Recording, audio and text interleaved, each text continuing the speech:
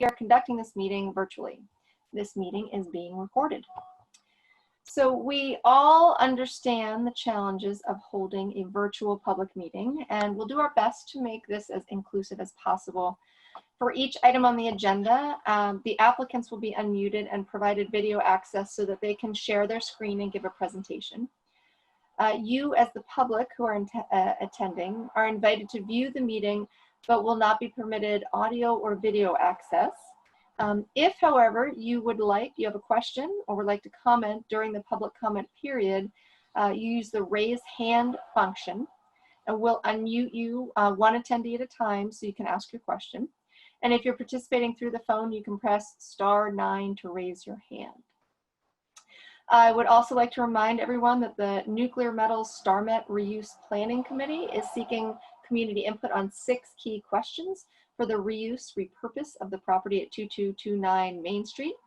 So please go to the NMI StarMet Committee webpage and take the quick survey. Hopefully they're getting some good feedback from people. At this time, I'm going to start by taking a roll call of the planning board members. So just unmute yourself and let us know you're here. Ms. Orvidal. Here. Mr. Bosdet. Here. And Mr. Johnson. Present. Ms. McEnany. Here. And Mr. Saya. Here. All right, and so that's everybody. I will now open the public hearing for the site plan review application of Minuteman ARC for Human Services, Inc. under section 11.8 of the zoning bylaw for the expansion and reconfiguration of parking lot, addition of sports court, and internal sidewalk at 35 Forest Ridge Road, parcel 2971-1. Good evening. My name is Jeffrey Brem. I'm the civil engineer for Minuteman ARC. I'm with Meisner Brem Corporation out of Western Massachusetts. Also, I see tonight representing Minuteman ARC is Gene Goldsberry and Eric Borash. And they're the quote developers of this project. Thank you, Madam Chairman, for telling us where it is. That was part of my speech. So I'm just going to go through a little bit of the background of where the property is, and I'll share the plan and tell you what we're doing. So it's located, as you said, at 35 Forest Ridge Road. It's in the Limited Industrial Park 2 zoning district. Its use is currently educational and philanthropic, a charity. The surrounding land use is the Limited Industrial Park 1 and Residence A. Town water and electric is available, and gas. Town sewer is not available. It currently is serviced by a septic system. The existing facility has experienced some parking issues recently. They basically service various disadvantaged individuals, and they have a van service, especially in the mornings when all the vans come in, plus the employees and staff and so forth. They need to expand. They've had some problems parking. So that's the primary purpose of this plan. They have plenty of land there. It's all at a good grade, and they're just expanding the parking lot by adding 22 spaces. Part of this parking lot expansion is a little bit, we're going to relocate and relocate some of the landscape islands. As part of that, we're going to talk, and I know that Elizabeth has some comments on that. We'd like to remove a couple of the mulched islands and strike them instead for operational increases. We're also proposing a 42 by 60 foot sport court and associated a little bit of grading for that increase in pavement area. And then we did a big analysis of the existing drainage system, and it's working fine. It's working great. There were 2 issues with it. One was it was filled over with leaf matter and so forth, and that has since been cleaned up. I have photos if you want to see that Eric sent me today. But we found the beehive catch basin, which was great. But the berm was never constructed properly, and I'll get into exactly what I'm talking about when we open up the plan. So are you going to let me share the plan, Madam Chair? I believe so. I think Elizabeth you'll see something to share your screen. Yeah, I'm trying. Still trying.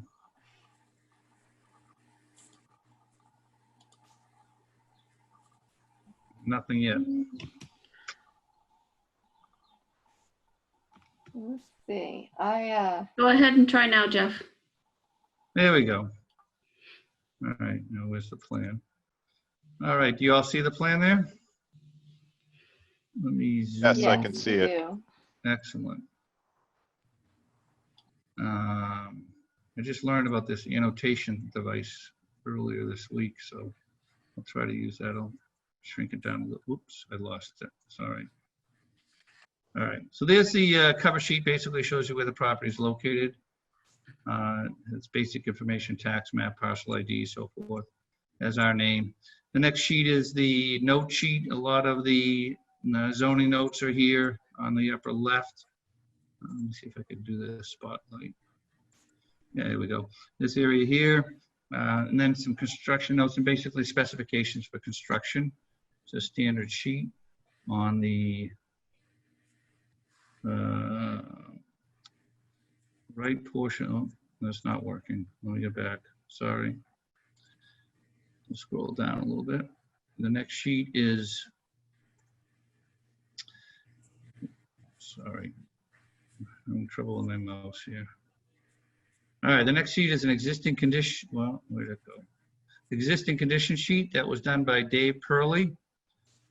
Purley and Associates. They did a great job. This is a full survey of what the site looks like now. So here's Forest Ridge Road, Main Street, Forest Ridge Road. It's the first building on the left. This is all an open space easement area. You enter the building here, and this is the drop-off area I was talking about at the front. There's the front door. The parking area to the, I think it's north of the building. Yeah, sorry, the south of the building. And there's a, I can't seem to zoom for, hold on a second. Here we go.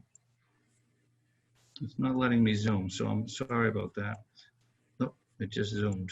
This area up here is a greenhouse and some areas where they take some of the participants in the facility. So that's what's there now. I'm trying to reduce it. The next sheet is our proposal. Jeff, I'm gonna suggest that you turn the little spotlight off because Yeah, maybe that's causing me problems. Okay, I'll use my mouse then. Get this out of the way.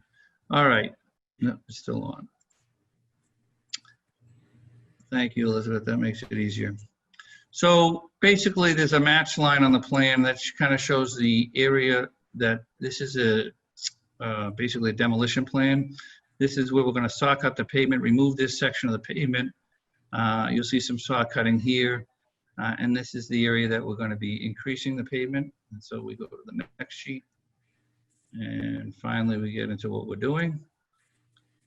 And it's pretty simple. We're just expanding that area. If you look closely, you'll see there's some dashed lines here. That's where the old parking was. So we're just expanding it out, squaring it off, and then reconfiguring the striping, the islands, and so forth. I don't think there's any issues in this area. These are the islands that Elizabeth is going to talk about. There currently is, as you see here, that's the existing island. It's basically mulched over, and there's another one down here. And we're going to we'd like to stripe that, continue keeping the islands, keeping the light posts, the vents right where they are for the septic system, the handicap sign where it is, but to reduce the island at the edges, which will serve two purposes really. One, it'll help the flow of traffic in this area when there's all kinds of activity in the morning and the afternoon. And also it'll be easier for plowing, especially when all that activity is happening, where the plows have to do a lot of extra work and effort around those islands. And then we're proposing a sports court here. It's basically a fenced-in court area, a netted-in court area. Part will be fenced, this section on the wall, and the rest will be netted. And so it'll be an enclosed area. There's a handicap ramp going up to it, so it's fully accessible. This is at a raised elevation from this ground here by 3 or 4 feet, as shown on this wall detail. And the reason for that is there's a water line right here, town water line, and we need to provide the adequate cover over the water line. So by raising this court to do that, we're able to meet the requirements. And then there's a proposed sidewalk, which you see these contours here indicate that it's raised a little bit. And then we drop down to natural grade and we bring it back to the back area where the greenhouse is. So this is a nice walkway for the individuals there. As far as, let me zoom over to the corner of the drainage system. It shows up better on another sheet, but you can see it here. Basically all of the site drains to the back through a drain line. This is existing riprap, and this is the beehive catch basin that I talked about. And this all works wonderfully, except for they didn't build this berm here. And so the top elevation right now is too low. So on huge, large storms, it would actually overtop onto Forest Ridge. And that's not supposed to happen. We learned that, or we determined that by looking at the drainage report that was done by Hayner Swanson. By the way, I used to work for Hayner Swanson a long time ago. And we noticed that. So someday I'm going to call my old boss and tell him we didn't follow up with what was designed. And then this is the details here for our work. I believe there's a landscaping plan here. And this is done by Lemon Brook. And it shows more detail, the sports court, the island plantings, some red maple trees here, swamp white oak here, and so forth. And then you can see how the sport court lays out. So that's the set. We have received comments, and I don't know, Madam Chair, would you like Elizabeth to read the comments or someone to read the comments in a record, or are they already a record? And I can wait for Elizabeth's report and then comment on her items that she's already written down afterwards, if that works for you. We have Elizabeth's report from July 2nd. Were there, so are those the comments you mean, or are you saying that you received other comments from the public? Yeah, no, from the staff. So we received a comment from the building department, the fire department, Okay. the So water Elizabeth, department. yeah, So, she's put them all into probably her report. So I'll ask maybe our board members to review that and bring up any specific questions they have, so you can kind of let us know what has been addressed so far and what your plans are as well. So anyone from the board have questions about this presentation, or want to start with Elizabeth's report? I have both, but I'm trying to figure out which to address first. I think, with the planner's report, there were quite a few issues raised, and many of them were pretty fundamental with regards to the scope of this project. And so I really do want to hear the response, because, they seemed almost existential with regards to this project. The other thing is that I am curious about some of the details of this project. For example, the sports court and why it's placed where it is, instead of maybe at the other end of the parking lot where there wouldn't be, I guess it's the property line is there that impedes that, or maybe partway up because there's quite a bit of ramping that you need to do for the walkway. And of course the court being raised up above due to the water line is going to be quite a visually obtrusive thing. And then finally, I'm just curious about the amount of impervious surface being added here. And then also, what is, according to our town's bylaws, what are the parking requirements that would normally be required here versus what you're requesting? Lots of questions. okay. Do you want me to answer those, or do you want to hear Elizabeth's report? I think you're leaning towards listening to Elizabeth first. Well, they have my report, so everything's been outlined in my report. Yeah. Okay. Yeah, why don't you start with those questions, please? Whatever of those you remember, and then we'll jog your memory after that. Okay. So let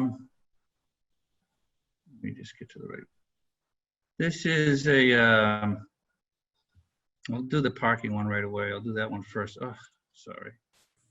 So we have 71 spaces on the site. There's 22 being proposed. I think I said 23, but there's one space that was taken out for a total of 93 spaces. I believe we meet the requirement for the town as it is for the building. And the reason for the additional parking is the specific use of the facility. And even then, it's only at specific times. So that's where the parking has come up. The impervious surface, there's a table here showing the increase in impervious surface. And you can see it's 7,000 square feet over 52,000 square feet. We've dealt with that from a drainage point of view because that entire site infiltrates into the ground. It's very sandy soil there. Again, like I said, there's never been a problem, and we're actually making it better by fixing the construction mistakes in the past. We did get a review from the town engineer, and he has a few items that he'd like us to address, which is not a problem. This is obviously a redevelopment site, and there's no wetlands anywhere in the vicinity. So, but we will be addressing some of his environmental comments regarding the stormwater management of the system. He has some, this is from Alan Cathcart. He has some fairly simple questions. So we will be addressing those in the intervening weeks. As far as there are some other minor comments, as you mentioned, Mr. Johnson. As far as the sports court goes, zoom down there. The idea was to put it in here, as you said, this area here is off property. So we can't really put it in that flat area here. And the other area on the other side of the building is very, very steep. Oops. Uh-oh. What the heck? This is not a good sign. Oh, there we go. Over here on this side of the property, it gets much steeper, and there's really no room. You can see the slopes here. God, my computer's slow. And you can see the slopes in the back of the site to the north, not really usable. This area here is very kind of, it's sort of a hole that's being dug for the stormwater system.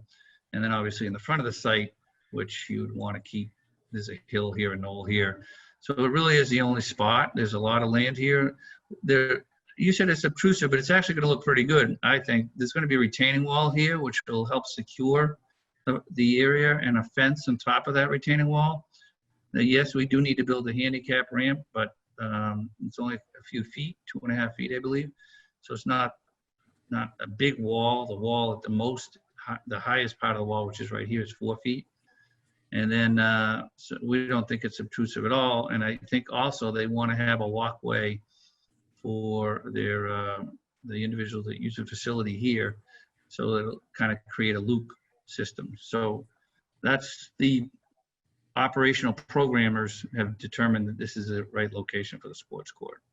As far as the water department, they're okay with it being over it, as long as provisions are in place to maintain it if they ever needed to, and those are not a problem. And Gene sent a letter that needs to be refined a little bit before it's finally approved, but we're okay with those as the conditions. I think I got everything. I guess maybe Ms. Goldsberry could speak to the need for the additional parking driven by the programming on the site.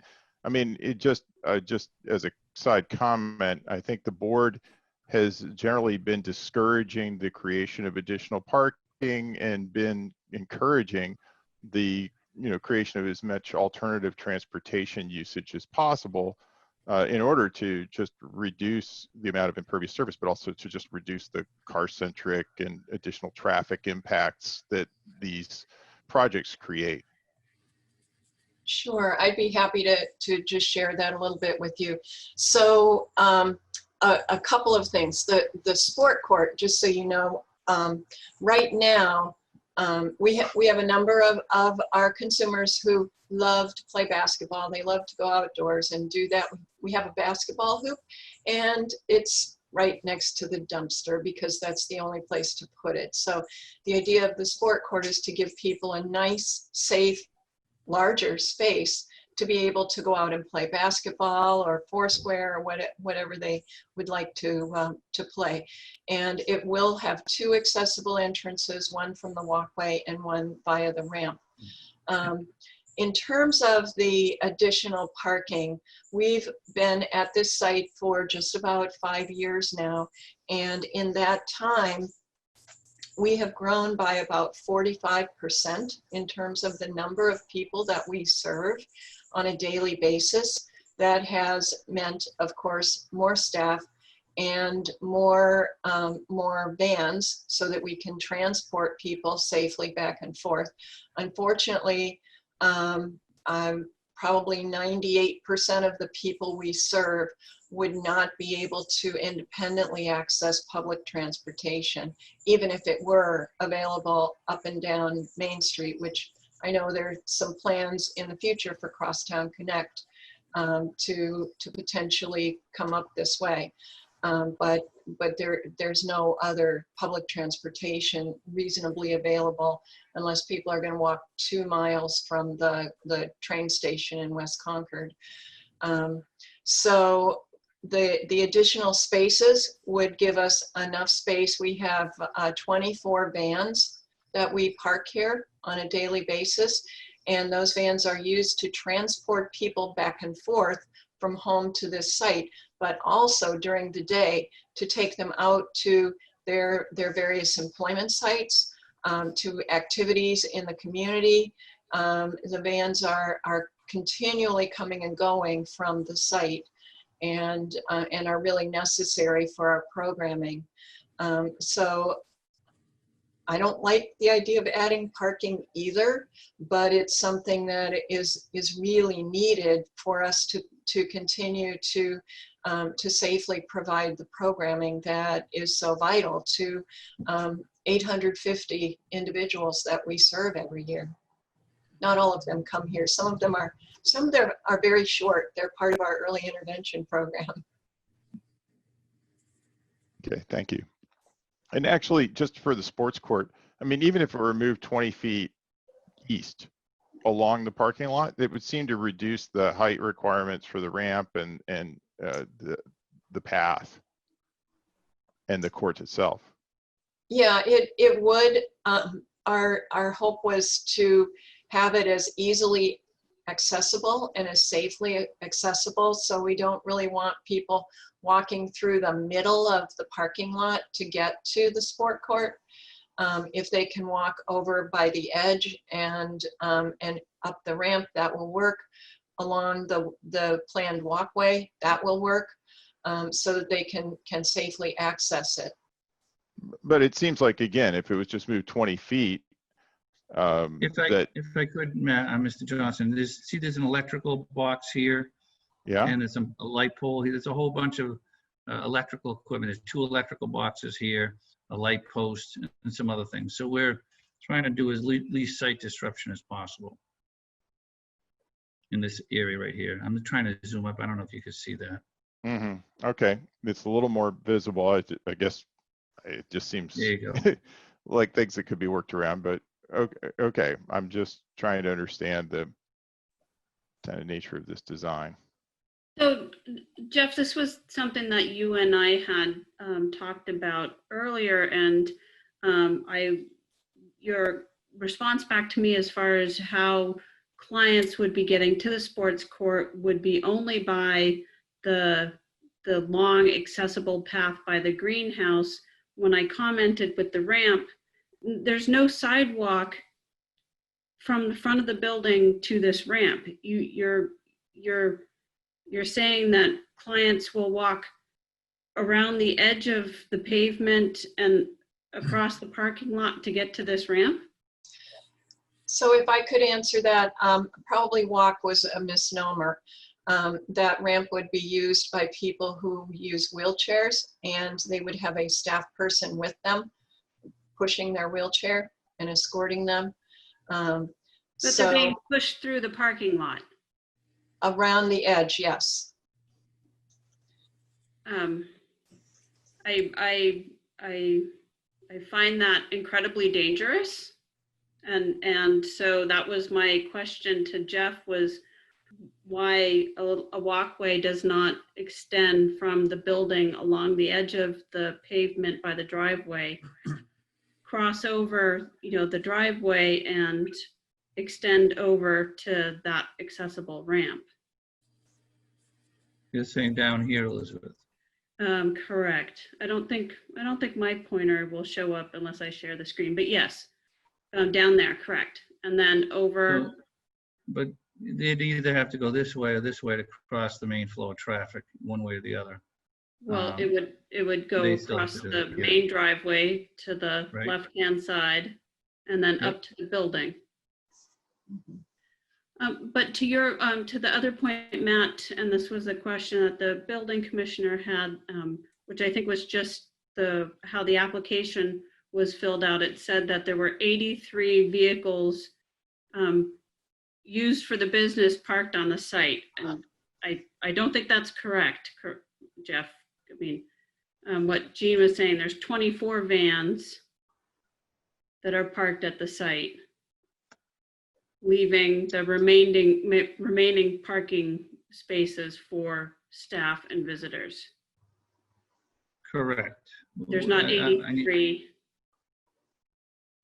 No, we don't have 83 vans. I didn't think so.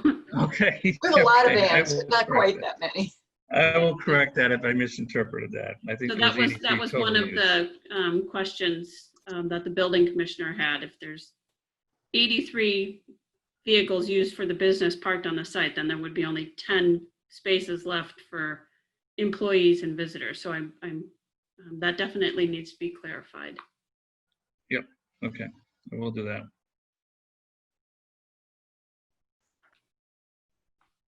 I think it was the I way mean, I interpreted the again, question. I don't normally micromanage design, but again, I'm just looking at the area where you're extending the parking lot, and it looks almost the same size as that sports court. I mean, it almost could just drop right in there. And then the parking, of course, would have to go somewhere else. But again, I'm still trying to understand, because then that would be out of the flow of traffic and, you know, in a more secluded spot on the site. If it were at the top of the new parking lot, is that what you're saying? Yeah, exactly. You mean up here?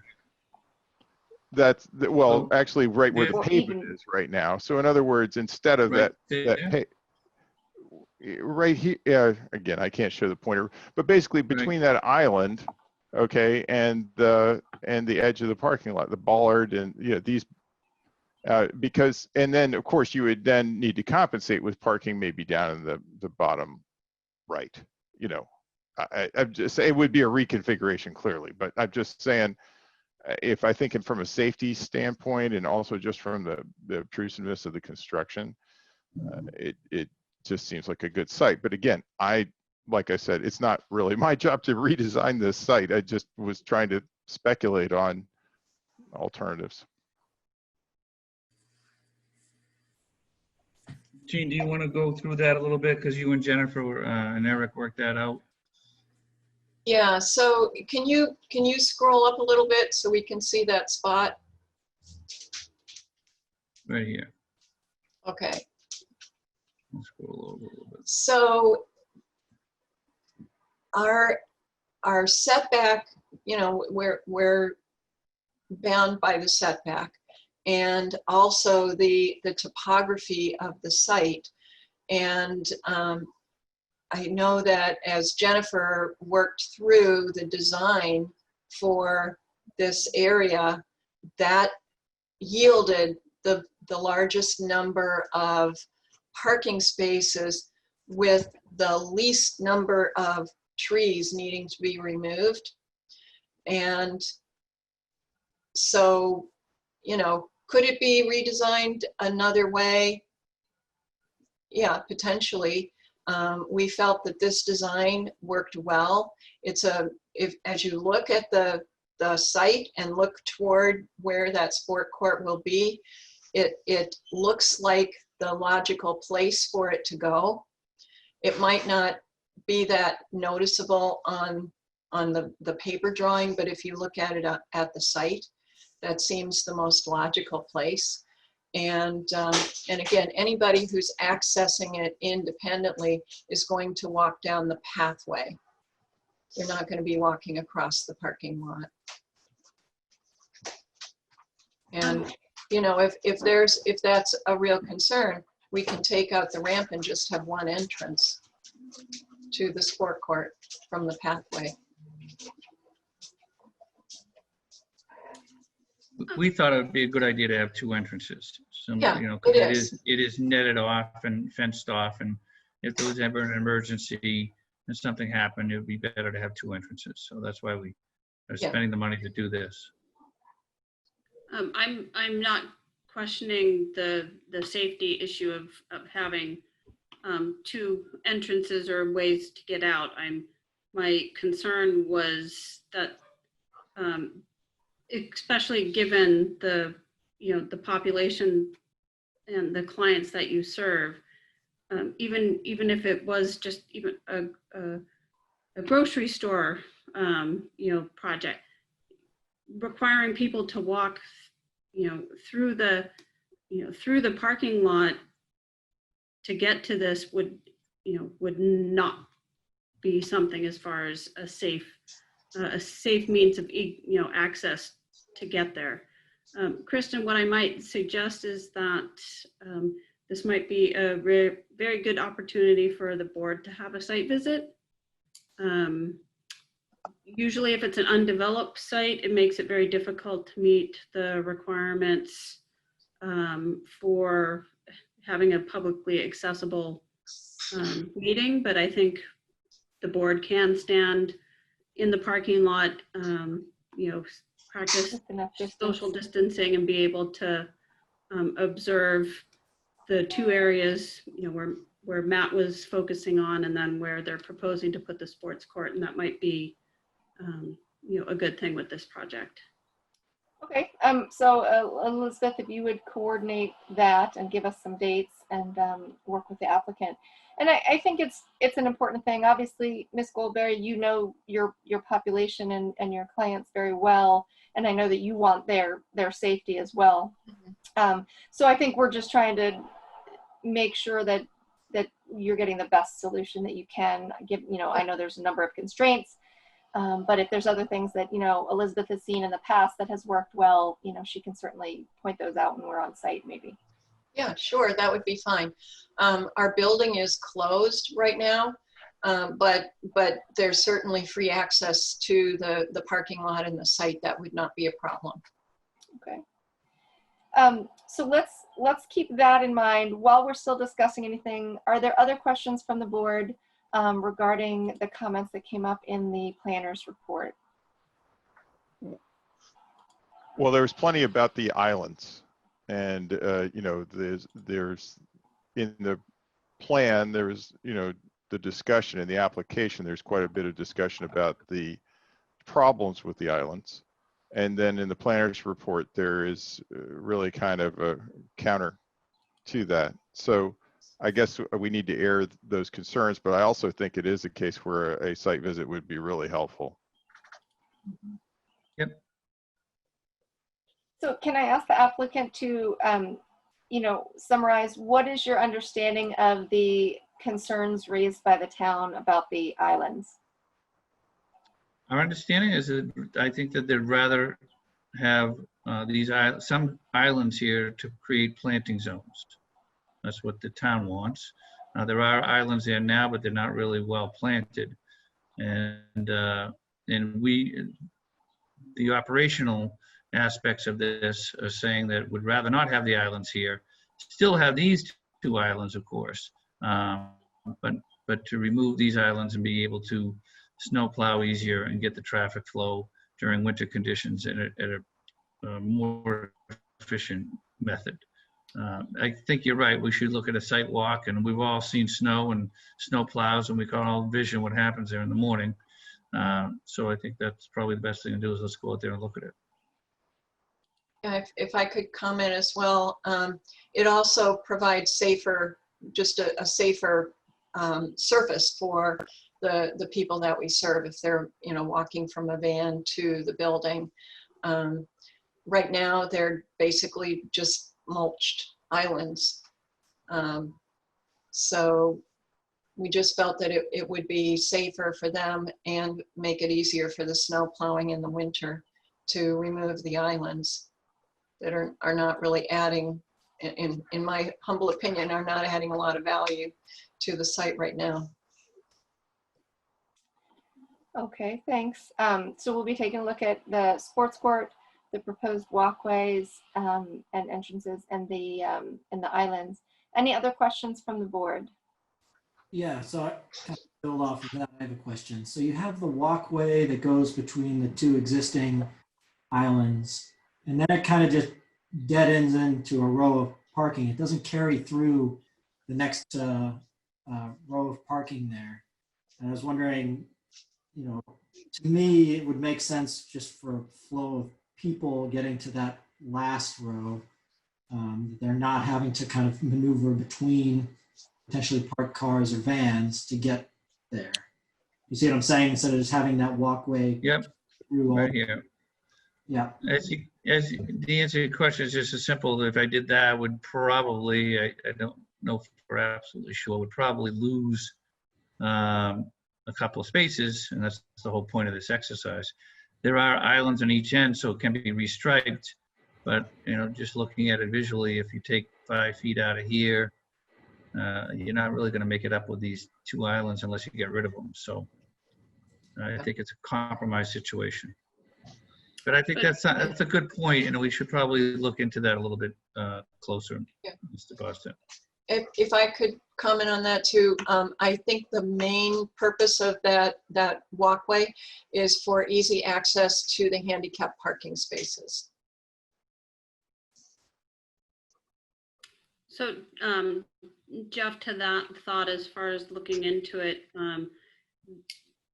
maybe not the potential to not completely get rid of the 2 front islands. I agree with Nathan that extending that walkway to the back, and even if it made it to to that back row, it provides some safety. Instead of completely getting rid of the islands up front, maybe there's a way to reduce them. You can gain those 2 spots back, or if you're getting rid of an island and just going to stripe it, no parking, you might as well just stripe it for parking, because in the wintertime, nobody's going to see the stripes for no parking. People are going to drive over stripes for no parking. So you might as well make it parking if that's the direction that the board agrees to go. So I think there are ways to improve the pedestrian and safety in the site. And if it means swapping some spaces for other places, that's something that should be looked into. I'm also, I don't see the, or I can't see the original layout right now, but Well, I could show you that. are you saving 2 existing light poles? It seems there's a lot of work going around saving 2 existing light poles in an area that you're completely tearing out as it is. Yeah, there's light here, light here, light here, a light Yeah, there. no, yeah, I mean in And the lights back there. new space, yeah. So Yeah, is it really that big of a lift to sort of place those differently? Because again, you're losing a space just to save where an existing pole is. yeah, right here. You're potentially doing something similar down at the bottom there. And it seems like you could come up, if you were able to move those, you could have that center walkway with potentially better lighting for both the walkway and parking. But I don't know if you can speak to like the reasoning behind saving those 2 light poles as they are. Well, I didn't do the original planning, but I'm sure that that's a whole different operation moving a light. It's an electrician, a light pole, new base, who knows if it's to code, those kind of issues. It was so close to save, especially this one. This one's pretty easy to save. We saved all the ones in the front by keeping these islands. And you do make a point, there's 1 pole here that if it was moved over 3 or 4 feet, we probably could get another space out of it. So I guess we'll look into that as well. I mean, I would There's imagine also- the number and placement of them is a code issue, the amount of space that you're trying to light. Yes, and that's the other thing. I don't know if we're gonna, we're trying to simplify things. I don't know if we're gonna get involved with a lighting plan and so forth. So, but possibly moving this pole here. There is a septic system right there. I don't know how good the as-built is. The other problem is if you say to move the pole over here and it ends up being the septic system, then that could cause an issue during construction. So for all those reasons, we just decided to keep the lights. So I think you've touched on most of the issues in the planner's report. There are, it looked like there were 5 issues regarding the stormwater drainage that you need to address. Yep. And so I didn't know if you wanted to comment on those now, or if that's the plan to, I know those were just made in late June. Is that something to which you can respond now, or would you like to do that one at the next meeting? Well, just quickly, that Alan's asking for TSS removal calcs for each BMP treatment train. That's not a problem. We're using an existing treatment train, so we'll run that. Very simple. He wants us to verify the pipe sizes that we're proposing and the existing drain system won't be at capacity.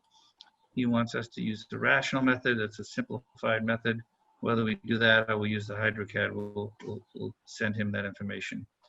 The integrity of the existing drainage system was confirmed, and then we dug it out, and I'll send him the photos of that. And we did a full analysis of the system before and after. Basically recreated Paul Hayner's report in our own office and submitted that. Leaching catch basin is good. Good condition. He says sediment shall be removed after completion of construction. And we concur with that. If there's any construction, sediment can get in there and it should be removed. So, and lastly, I'm sorry, the O&M plan. Back when this plan was originally proposed, O&M plans weren't the norm due to the EPA rules and regulations. They are now. I think a lot of towns are actually trying to record those O&M plans. So we will create an O&M plan for this facility. No problem. Did you have any questions about the other comments about, I don't know if you've already submitted cut sheets for the proposed parking lot lights, or there's a condition of approval should this move forward with to provide a written statement regarding the construction of the sports court over the town water line. Did you have any questions about those? Well, the only question I had is we're not proposing any new lights, so it was hard to do a cut sheet, but we were trying to find some cut sheets from what's existing, so there's a record of it. Jennifer Brook is looking into that. As far as the water line, Jean has already written a letter. Elizabeth has commented on it that it needs to be refined a little bit more and documented better. It'll be as a condition of approval, and that's not a problem whatsoever. Elizabeth, do they still need to provide cut sheets if they're not putting in new lighting? No, I think we can document it in the file through photos. Okay. Okay, good. That'll be fine. So we have a planning board meeting on July 21st. What is the likelihood we will be able to do a site visit, coordinate that before that meeting, and then continue this until the 21st? Is that likely, or should we plan to continue this in August? If there's going to be a quorum of members at the site visit, we need to post it 48 hours before you conduct the site visit. So if there is the ability to check people's calendars for, I'd say the beginning of next week, then I think it would be up to the applicant whether they feel they can respond to all the other comments and get information in. 2 weeks away. Engineering would, submitting engineering was the one that had the most comments to review, but I don't think that, I think that they could review them in a short period of time. So, either, Monday or, Tuesday. It really is the board schedule, whether it's early morning or. Are folks on the board available for a walk in the next week or so? Is anybody not likely to be able to fit something in? I am not likely to fit something in. I'll be on vacation starting Okay. Saturday. All right, so So Okay. individual, if it's acceptable to, to Jean and Jeff, individual members can, meet with them. It does mean that they have to, go out there more than once, but individual members, they can just coordinate directly with Jean and Jeff to go out there and take a look at the site. We don't need to post that or don't need 48 hours to do that. okay. But I would say, I mean, it would be nice to be able to post it and actually to discuss this with the group if possible as we walk the site. I mean, there just are these open questions and we're likely to have more when we're on the site. So I was just looking, I mean, at next week, even if Nathan can't make it, perhaps we could still go to quorum. And Monday, Tuesday, or Thursday, I could be in either morning or evening. I don't know what others feel, but we could do a doodle poll and among the applicants as well as the members, and just see if we could come up with a time that we could meet. Well, Alta, is there anybody not available next Tuesday morning, the 14th, besides Nathan? I am available at some times on Tuesday morning. Depends on what time.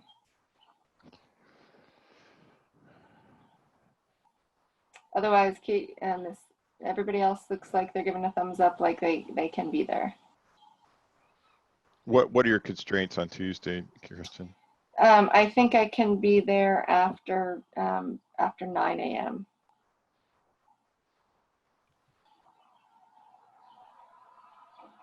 So is everybody available 9:30 on Tuesday morning? Looks like it works for me.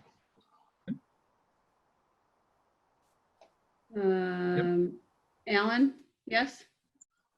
Haley? Yep, I'm available. And Matt and Kristen and okay. All right, And so Kate? and does that work for the applicant? I missed Kate.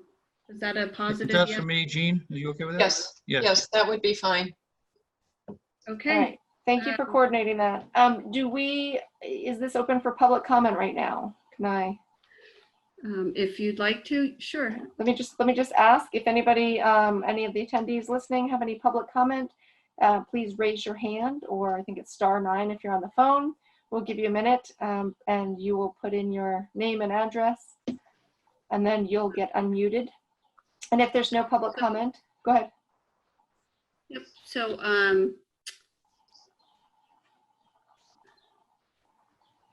oops, hang on. All right, we have one person, but I think I'm gonna have to unmute and actually state his name and address. Thank you. Hi, can you guys hear me? Yes. Yes. My name is Zori Babrudi. I live at 78 Forest Ridge Road, Unit 301. So my balcony is looking over directly at the Minuteman Arc building, and would be, looking over the facility itself. My only, kind of two concerns were, and I'm pretty sure this isn't the case, but I just want to make sure that none of the trees between the street and the parking lot are going to be cut. And I think that's pretty much the case, right? Correct. We saved all these trees. They're shown on the plan, and none of these are going to be cut. Correct. Perfect. And then the only other question I had, which I think you answered, was with regards to lighting of the sports area, because that can be very obnoxious at night. So, I guess you guys aren't putting in lighting for that. So, Jean is shaking her head as no. So No, we do not need any additional lighting for the sport court because our programming is all during the day. Okay. Great. Thank you. So I'll give folks another minute to raise your hand. And if there is no further public comment, and I know it takes a minute to be on these virtual meetings, I would entertain a motion to continue this public hearing to our July 21st meeting. I didn't think we needed a motion for that, do we? Yep, so this is actually a public hearing. Okay, so I move that we continue the public hearing to our next meeting, July, sorry, Need to be time certain.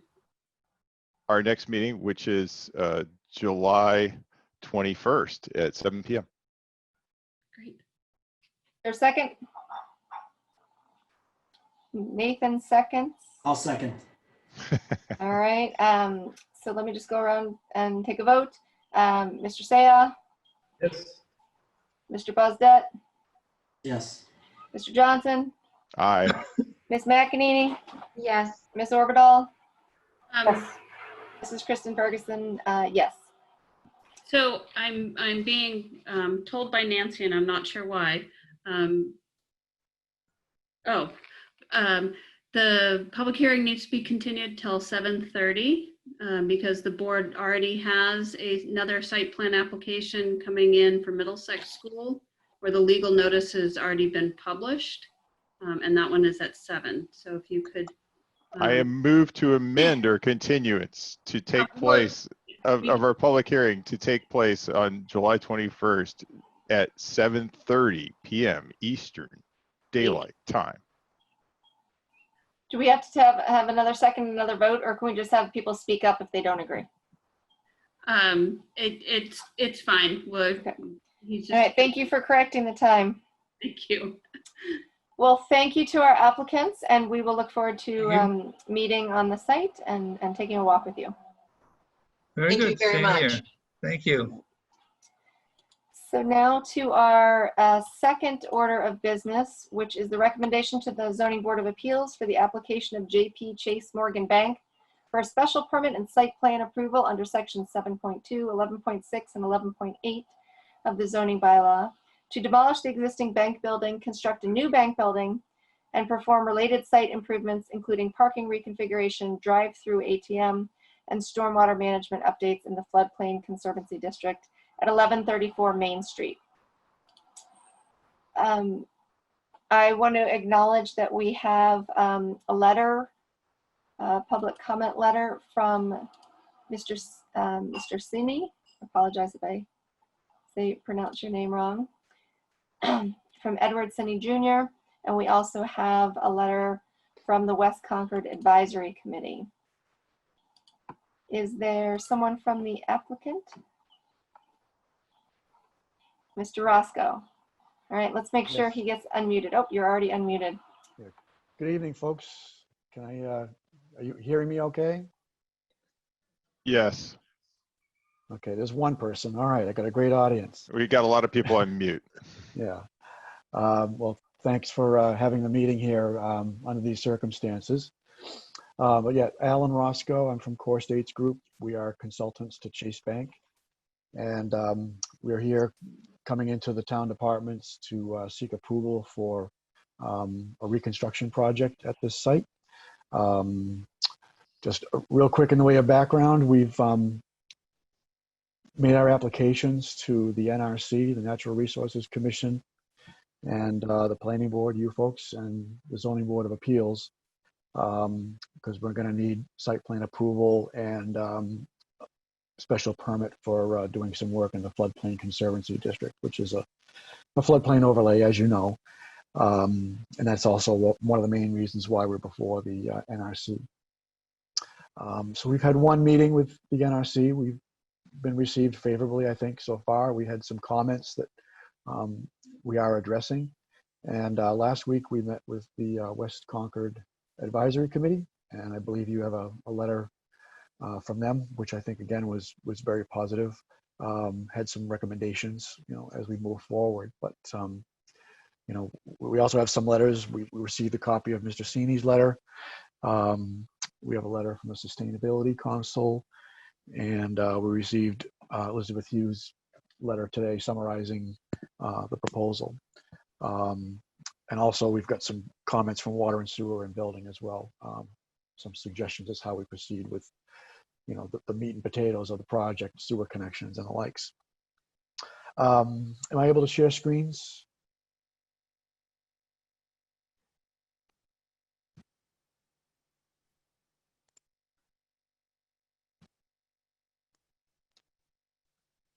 Okay. So start with a bird's eye view. This is our project site, 1134 Main Street.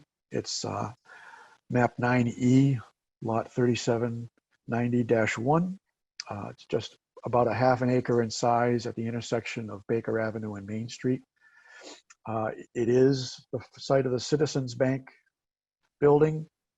That's about 1,300 square feet.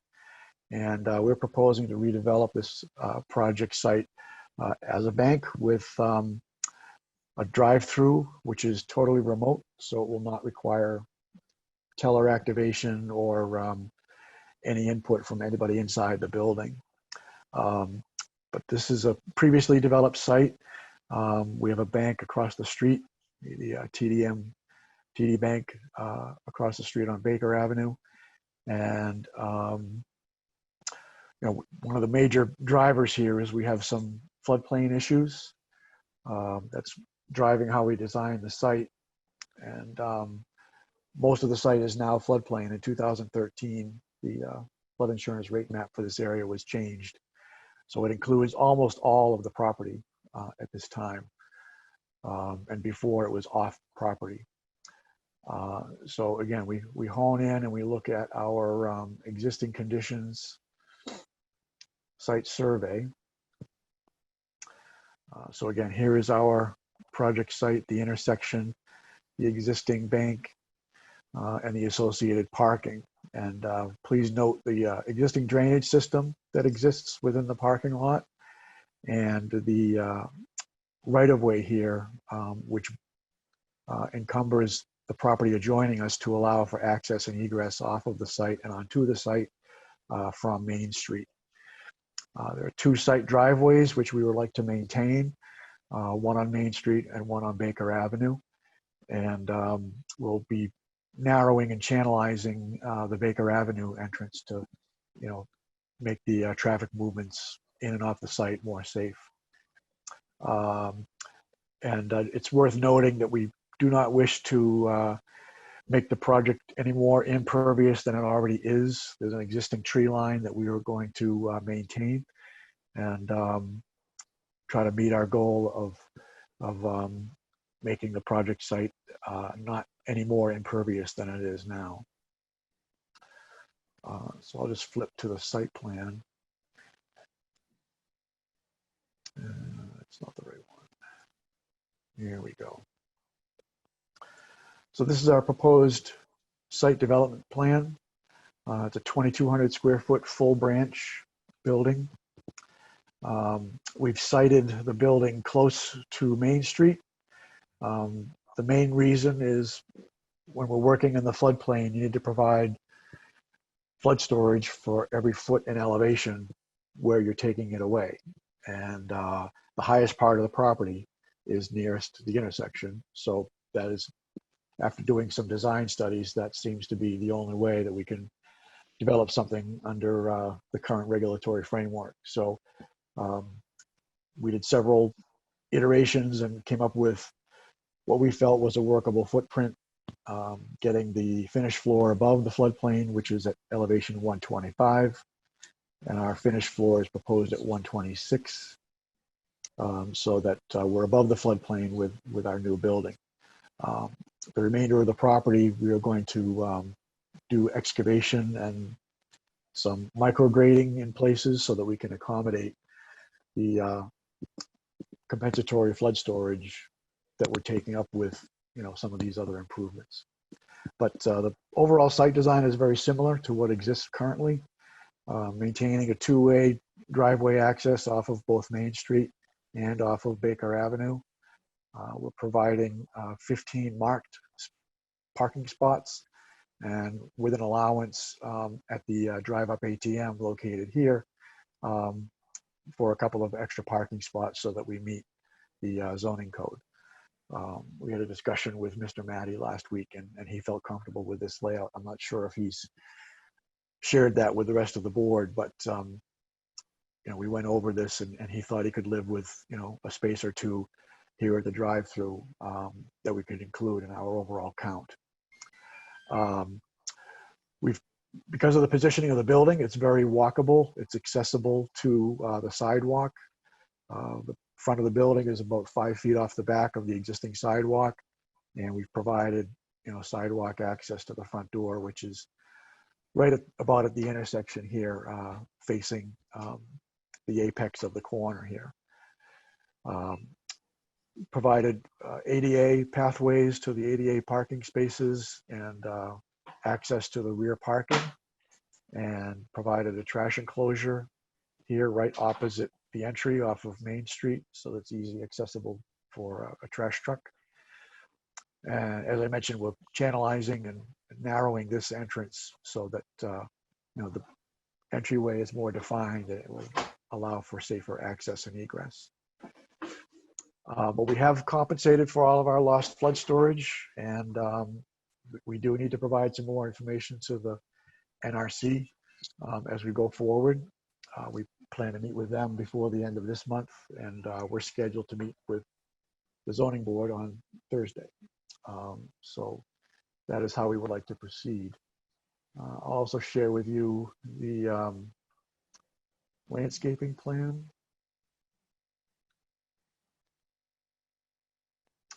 So any areas that are not sidewalk or paved, we plan to either have grass or landscaping. So we've done a full landscaping plan from our landscape architect, and we've provided that in our plan set for your review. So I guess at that point, this is our project in a nutshell, and I'm happy to take any questions or comments. Thank you. Folks from the board, what questions do you have?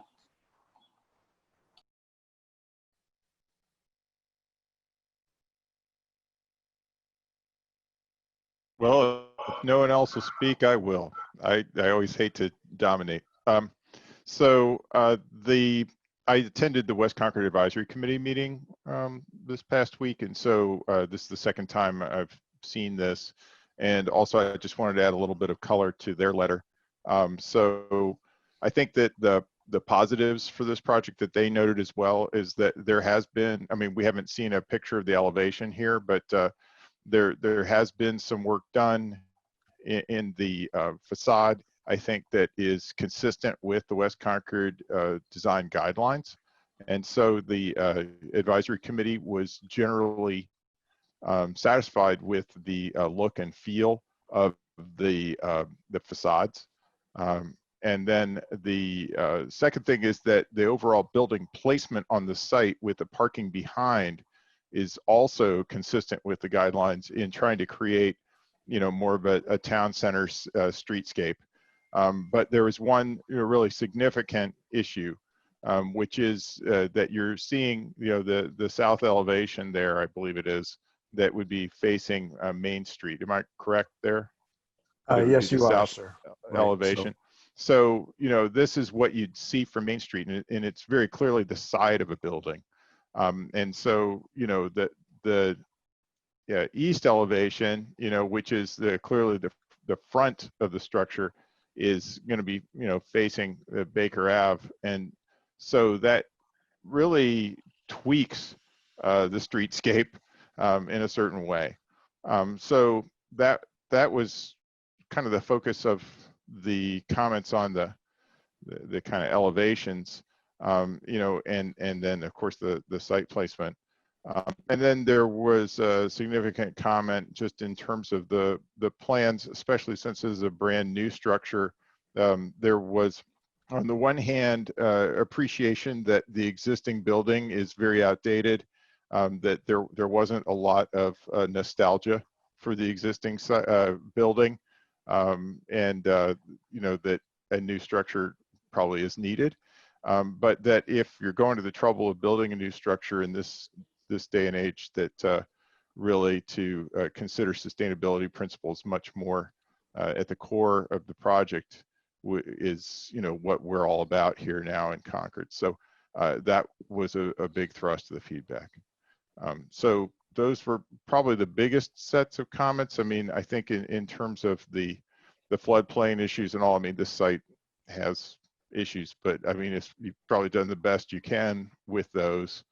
And I didn't hear comments from the West Concord Advisory Committee in terms of the overall scale of the building. I think we didn't really see the to be built versus the TD Bank across the street and the other structures in the vicinity, but I do believe that this building is more or less in scale with those.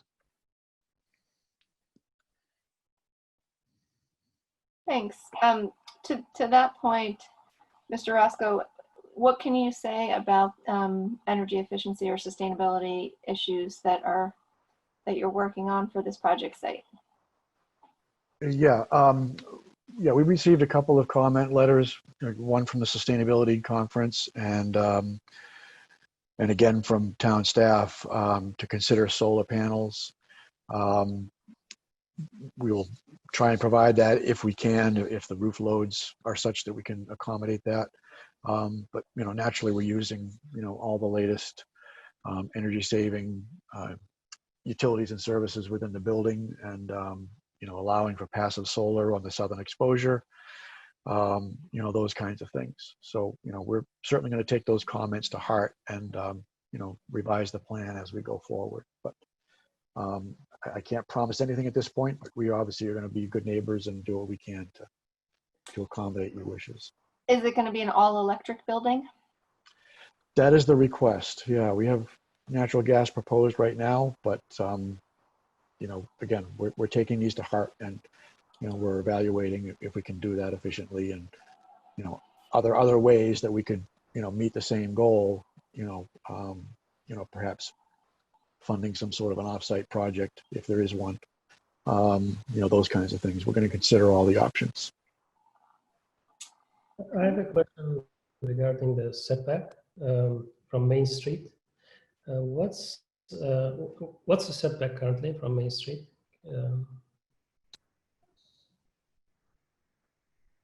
Are you asking what zoning allows or what the building is set? What the building? I guess in comparison with the TD Bank, because this is probably the zoning will allow this, but I have a feeling it's very. I guess I don't know what the TD Bank's setback is compared to this one. All right. Well, our building is proposed 5 feet off of the line at Main Street. And the TD Bank is about 15 feet probably or something like that. All right. So just for comparison, here's the sidewalk here. So that's about a 5-foot width, and we're no more than another sidewalk width back off of the street line. So again, we're trying to position our building on the most suitable portion of the site, and as a happy accident, we're very accessible to Main Street and Baker Avenue from the sidewalk.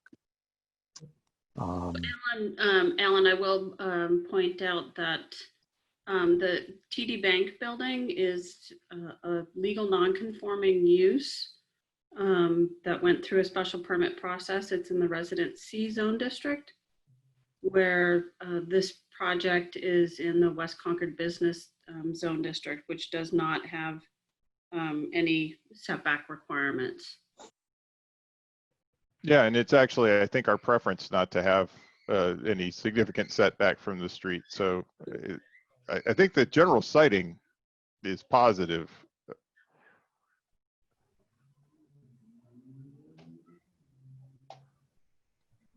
I had a couple other questions.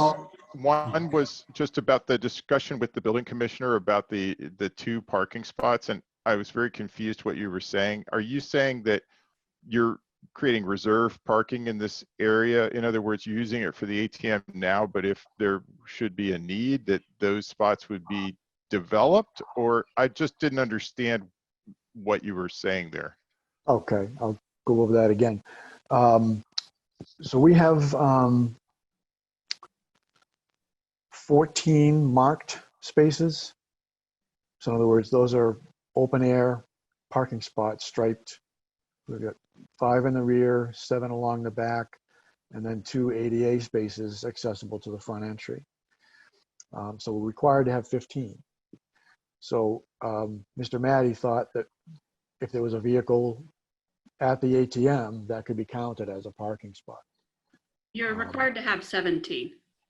Okay, 17, right. So he thought that if there's spaces available, even if it's in the queue, that we'd be allowed to have those added to our account, so we would comply. I think your patrons would complain if they actually were parked there.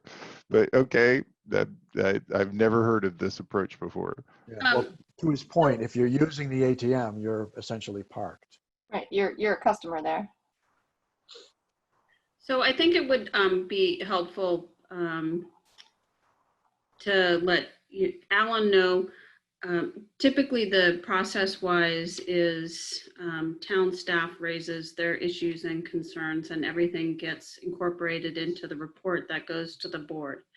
The planning board is required to make a recommendation to the Board of Appeals, and the process being my recommendation to this board was that they're not in a position to make that recommendation to the Board of Appeals until all of the issues and concerns that have been raised in the report have been addressed.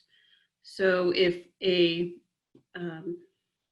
town staff person provided a written comment letter that raises issues and concerns, you would provide them whatever additional information or modifications to the project that needed to happen to address that, provide that information through me to those town staff members. They would then provide an updated comment letter saying all of their issues and concerns have been addressed. So the conversation you had with the building commissioner, he would then provide an updated comment letter for the public for this application that would be incorporated into a revised report and comment letter. Okay.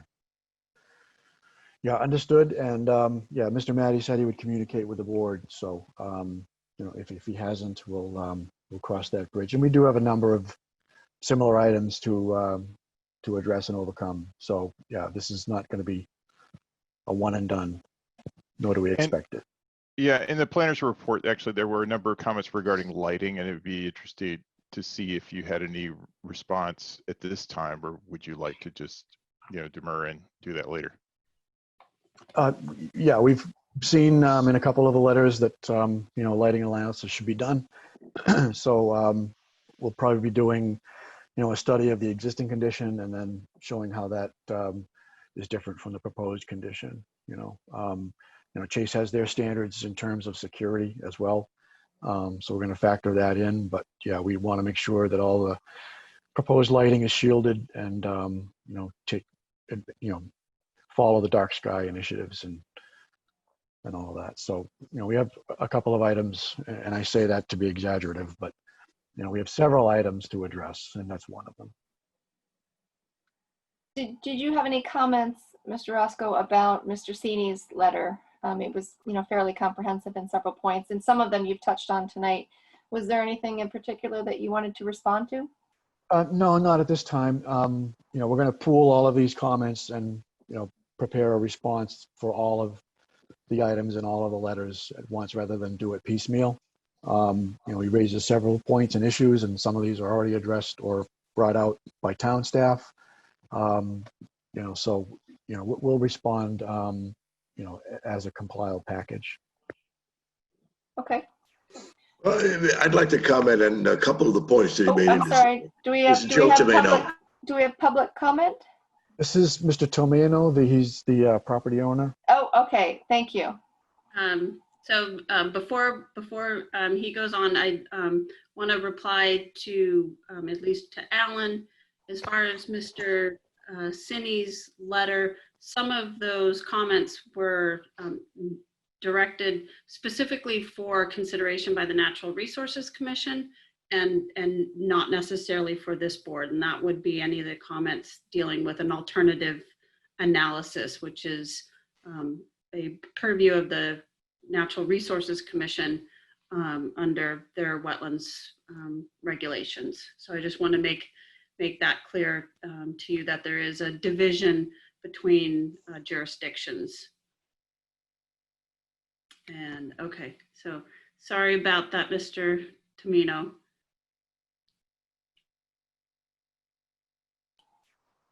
I think we're going to be allow you to unmute yourself now. Elizabeth, he's still muted and you're frozen. Are you able to unmute him or yourself? There we go. I'm unmuted now. Yes. Thank you. Yes, thank you. One of the things he talked about in his letter was the fact that the former mobile station where the TD Bank is had environmental impairment issues. And his concern was whether or not our property was in fact polluted as a result of that. And so my only point is that when the former mobile station was undergoing remediation, we made a point of having their environmental contractors put monitoring wells on our property, so that we had 3 monitoring wells on the property, so that we could make sure that they either were going to remediate or there was positive indication that the contamination plume of the groundwater never reached our property. And for the couple of years that that property was under remediation, we never showed any impact on our property. And in the final analysis, when the remediation was completed, and is it called the Department of Environmental Quality Engineering in Massachusetts, the environmental agency for the state, cleared the whole thing, including our wells, and they were properly closed down. So I think his concern was already addressed previously. So I mentioned that to you. Thank you. His thought that this property might make a nice park, I thought was very interesting. You may or may not know that that I had acquired the property immediately north of our site. We spun off a little bit of it. If you see the extension here at the end of the property, all the tree line stuff, we broke that off from the property that we acquired, and we ended up giving the balance of the property after my wife and I did a walkthrough and found that what a great place this was to walk to the bank of the Assabet River and enjoy the great outdoors. So we gave the property to the town of Concord. So I agree with him that parks are great, but not quite on this corner. Those are the 2 points. Those are the 2 points that I thought I'd comment on. I think they're excellent points. Thank you. Is there anything else from the board? I don't have any questions, but I did just want to say that I agree with the points that Matt raised, and especially the kind of comments coming from our sustainability director. But obviously you got that letter and I read that letter, and just, certainly would agree with kind of the leanings of the board and the value we place on sustainable buildings in Concord.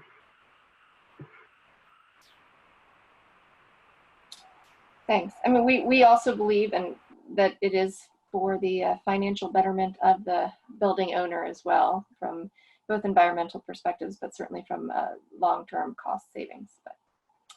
But that's our plug for sustainability until we have stronger energy codes, I guess.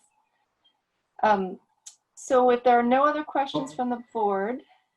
Oh, wait, Nathan, you got your hand up. Yeah. Go ahead. It was more of a comment. Can we just go back to the renderings you showed a little earlier? So my only comment is that as far as keeping with the town character, this may actually be too similar to the TD Bank building. It appears to be the exact same color scheme, brick with kind of a gray taupe-ish color with white accent, which is, other than the green awnings on the TD Bank building, is exactly the same color setup, and it's the generally the same style.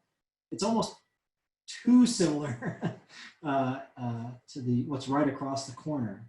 So I don't know if there's something that can be done just in terms of, aesthetic coloring or something like that. I think the building looks fine. It's not an issue with that. It's just that everything taken together, it almost looks like a twin of the building across the street.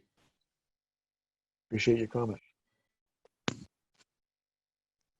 Is there any public comment? If so, please hit the raised hand button and we'll unmute you. You can state your name and address.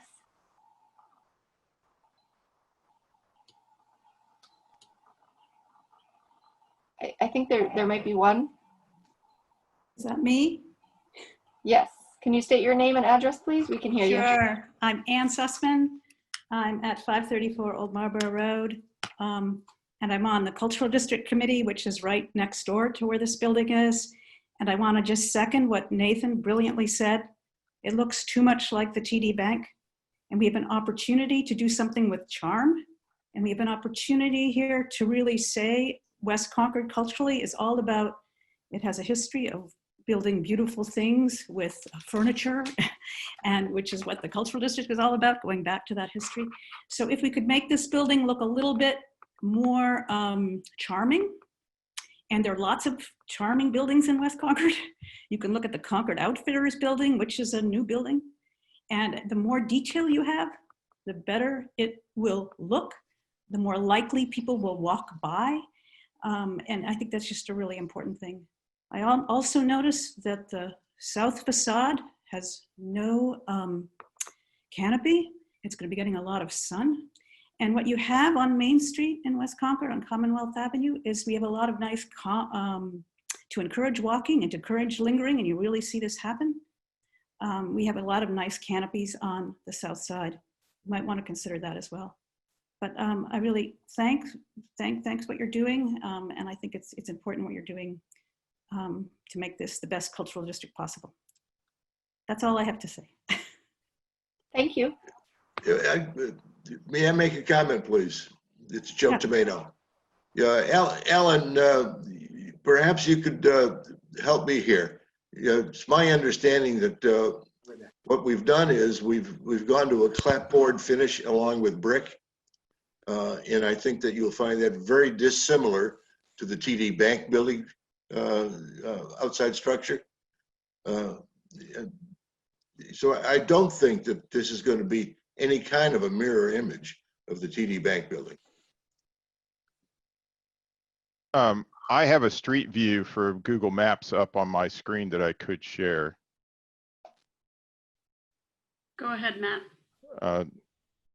Okay. The problem is I've got this giant... I was looking at the exact same street view. Yeah. Just 1 second. Oh, okay, I know what I can do. All right, so share. So while Matt's bringing that up, Alan, it may just be an opportunity to provide elevations that are a little bit more detailed to show that difference as far as your building being clapboard siding and not being just the white. I think it's just white stucco, right? Yeah, this has clapboards as well, the TD Bank. In a more limited fashion, it's much more glass, but in the brick. But oh, sorry, okay. I think it's enough, right? Thanks. Small doses. So when Elizabeth and Nancy, might we have time on the future agenda if we can continue this conversation?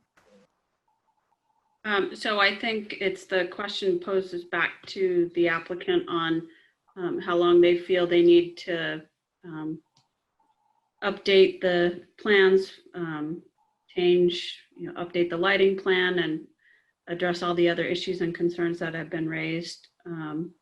When they feel they can provide that information back, allow town staff some period of time to review stuff and come back to the board.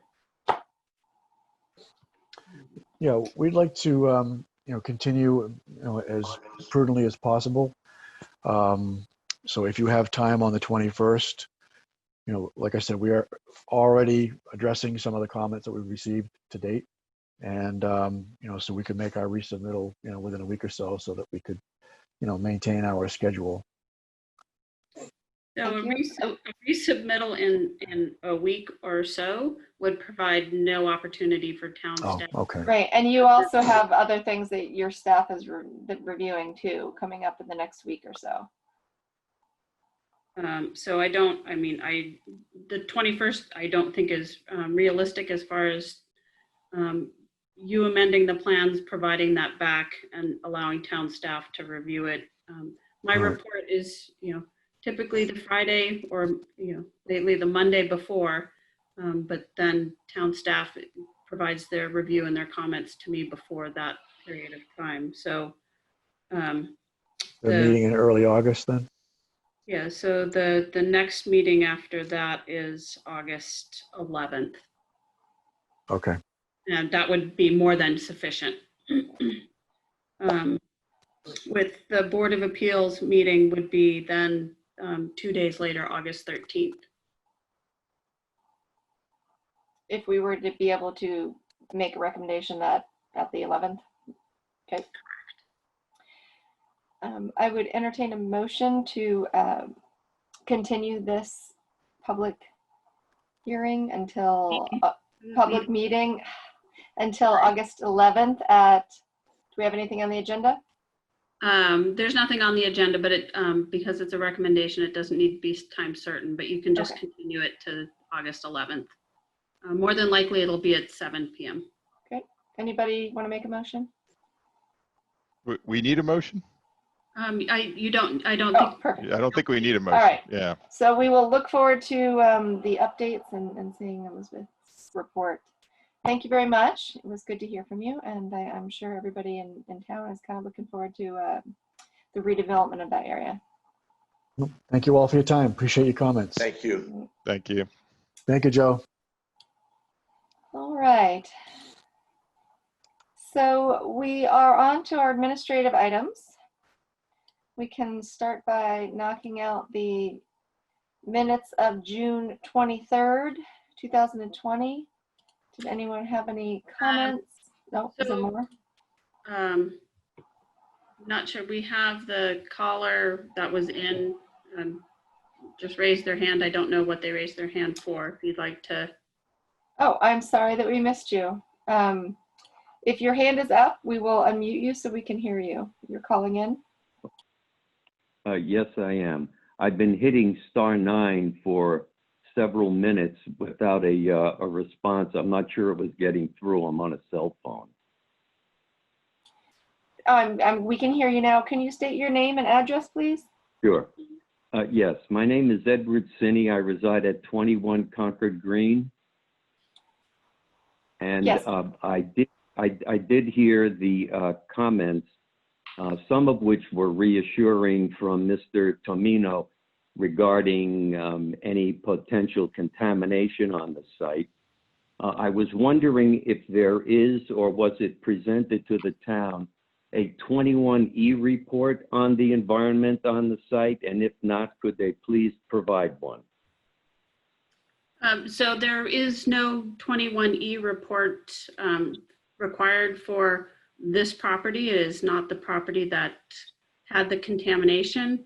Any reports or final dispositions from the state Environmental Protection Agency or DEP or EPA would be for the TD Bank property, and those would be available for that property. There would be no requirement that this property do any type of 21E assessment. Even though there were the 3 wells that Mr. Tomino had commented on earlier? Yep, so that the doesn't change the requirement? Yep, so the comment as part of the site remediation for the TD Bank site, monitoring wells were placed on this property, which those reports during the final disposition of the cleanup for the TD Bank property would have been made available. And as the property owner stated, they were all found to be clear and that there was no contamination extending to that property. That would be the level of extent for a monitoring well, which it would be something on an adjacent property from something where there may have been contamination and remediation. So that would, again, be all part of that final remediation and disposition process for the TD Bank property. Okay. I would have one other comment, and that would be regarding the architecture. The architecture at the bank across the street, the TD Bank, is indeed very similar to what is being built or proposed to be built. They are considered in the architectural community to be logo type architectures. That is, when you look at the architecture, you think of a particular company, and you see this a great deal in quick serve restaurants like McDonald's and others. TD Bank has replicated that architecture in other locations.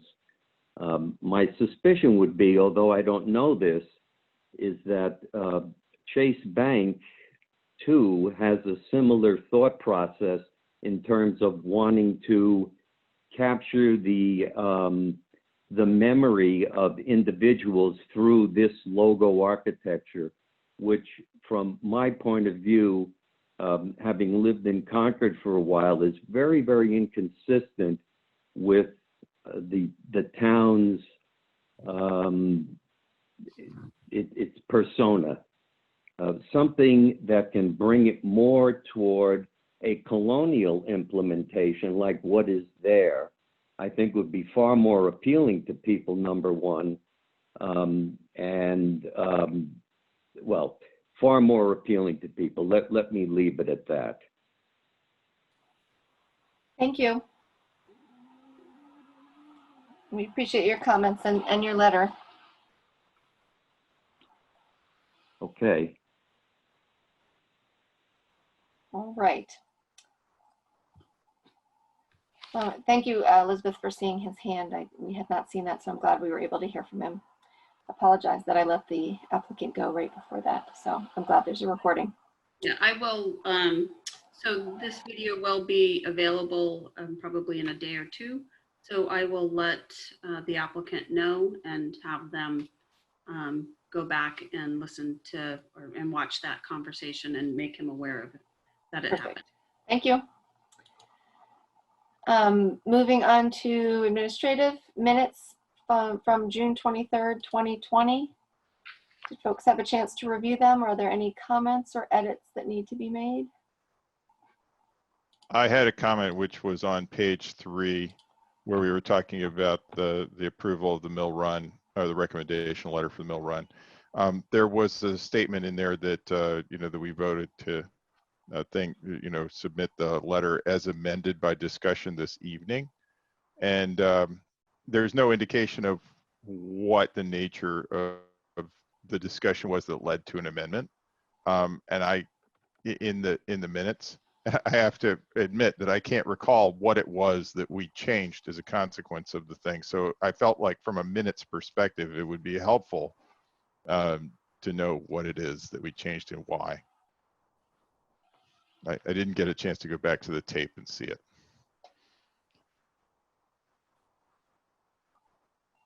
And I can't recall off the top of my head. Good question. There must have been something, because we did make a change and I can't remember what. So anyway, I mean, we're not up against any deadline for these minutes, right? So can we just take a second look at those? I will take a second look and we'll put it on the agenda for the 21st. Thank you. Anything else on those?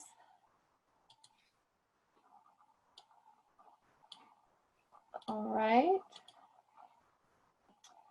Moving on to 2021 goals and projects memo. Elizabeth, thank you for sending that out. I know some folks were not on previous calls about goals, and so wanted to make sure that we were able to hear from folks. I don't know if other people had emailed Elizabeth and kind of contributed other thoughts to make sure we have the right things on there for the year. we tried to make the goals a little more specific and measurable in the cases that we could. And then we removed some of the ones that we didn't think we were going to address this year. Tonight, we just wanted to make sure, we want to be able to adopt these so that we can include them and share them with the select board. We do have some additional information that would go along with them. For example, we talked about neighborhood conservation districts, and Matt, thank you. You shared a nice paragraph about that. And so, and then you also suggested, you also gave us the matrix of the implementation items from the long-range plan. So I wanted to make sure that folks, if you have not had a chance to speak up about the goals, to make sure that you do so now so that we can hear whether we're hitting the mark for this year.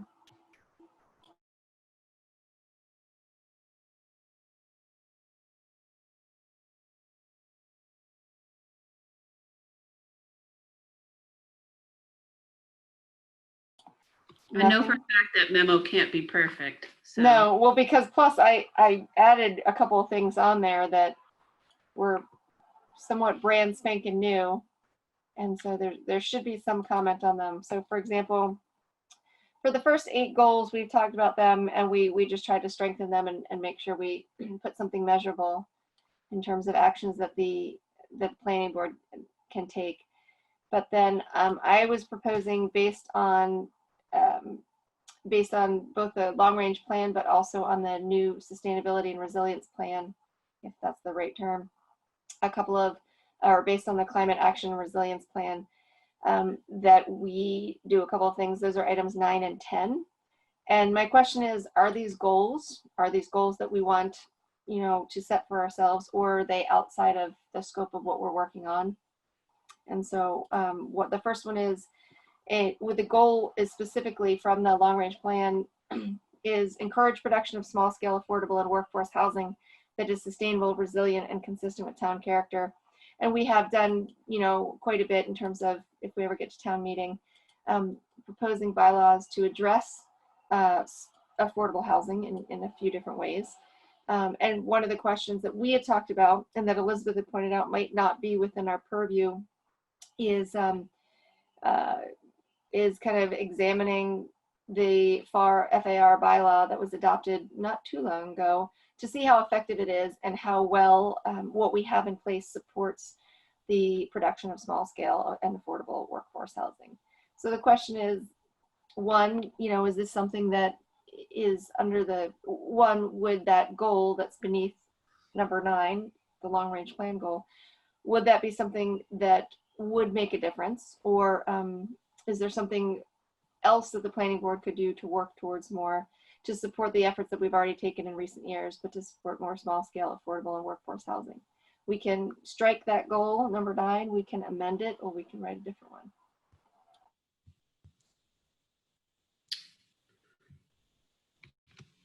I would state that the FAR doesn't necessarily address the creation of small scale workforce housing. It tends to regulate mansionization. So, it may limit the amount of really big houses being created, but it doesn't encourage the development of workforce housing. I think that you, in your paragraph, talk about another potential issue, which is, I think presently, while there's, ZBA review of projects that are, reconstructions that are greater than a 50% expansion on non-conforming lots, and there are a lot of non-conforming lots in town, that there, have been a lot of approvals of expansions that are much more than 50%. So there could potentially be, a more restrictive language on those approvals, a finding that has to be much more restrictive that you could do, but, again, that would really have an impact, I think, on property owners too, that are on those non-conforming lots as opposed to those unconforming lots. So I don't know if these, I am curious, I have always been curious whether the floor area ratio, you know, is being enforced. You know, and I have kind of done my own informal look at a few things to see what kind of exceptions have been allowed. And I'd say by and large, it seems like, at least as far as the bylaw was developed, it seems to be working as developed. Is that meeting our goals? I'm not 100% sure. I think a lot of people would feel like that we still have problems in the mansionization space, and you know, it's a difficult thing to solve. Yeah, I mean, I think that's a good point, and I think that's more of the heart of what we're hearing from the public and things like that, is the mansionization. I was trying to pull kind of a, rather than stop mansionization, pull a positive out that we could support, but they are two different things, like you're pointing out. Yeah. Okay, I'm having, so Matt can probably help me. I'm having technical difficulties, and somehow my Zoom screen got narrowed down to all I see are people's faces. There's And a toolbar, vertical bar. You don't see it? and the control, you know, toolbar that shows security participants is a drop-down thing from the top. And I don't know how to get it all. Are you in a sort of maximized view? Can you shrink the window or something? And then maybe that will change the position of the menus. Do you see the view options tab at the very top? Like speaker view versus gallery view? Yeah. Is there anything Yes, else? it just has the thumbnail, speaker, active. Oh, I got participants back. No, here we go. But the toolbar is still hidden across the top. And All did you Sorry. exit full screen? Can yeah, you stop sharing? I can resume share. Is that helpful? Does You anybody still, see you know, it We can looks see like are you just sharing a window as opposed to sharing the screen? I don't know. All right, Because it does almost look like you're just sharing Okay. a window. Yeah. All right, I just stopped sharing. You don't need the memo, right? You don't No, need to we don't, or we one of have us it. can share it. Yeah. So, Kristen, you made one. I think as far as doing the FAR analysis, if that's, you know, that's definitely something that the board can do, since the board is the one that actually proposed the floor area ratio, and so to do an analysis a couple of years later to see if it's working, I think is reasonable.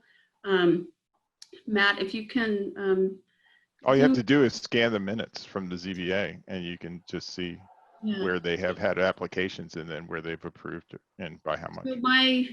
So well, it's I can tell you that the Board of Appeals has not. I think they've only approved 3 projects that go above the floor area ratio. I think the analysis is the special permits that they have issued to allow More than 50%. More than 50%, and the disparity between more than 50% and we're never ever going to get to our floor area ratio because it's so high. So I think that would be a good analysis to do to see how it's, you know, how it's working. The concern I had to do with, and I believe it's the climate. So under the climate action, the planning board, from a land use perspective under zoning, I don't think it's within your purview to draft something, a bylaw to require an increase in electrification or, you know, maximizing, you know, systems that reduce greenhouse gas. I think that is a town-wide conversation that needs to happen, and I don't think it's a land use thing under zoning. I think whether it's the Climate Action Committee or the Sustainability Committee, working in partnership with the Select Board. So I think the board should be involved in that conversation as far as climate action and resilience planning. But I do not believe it's, you know, the planning board should be the one coming up with any type of bylaw. And I don't think it should be part of zoning. Okay. That was my comment from last time.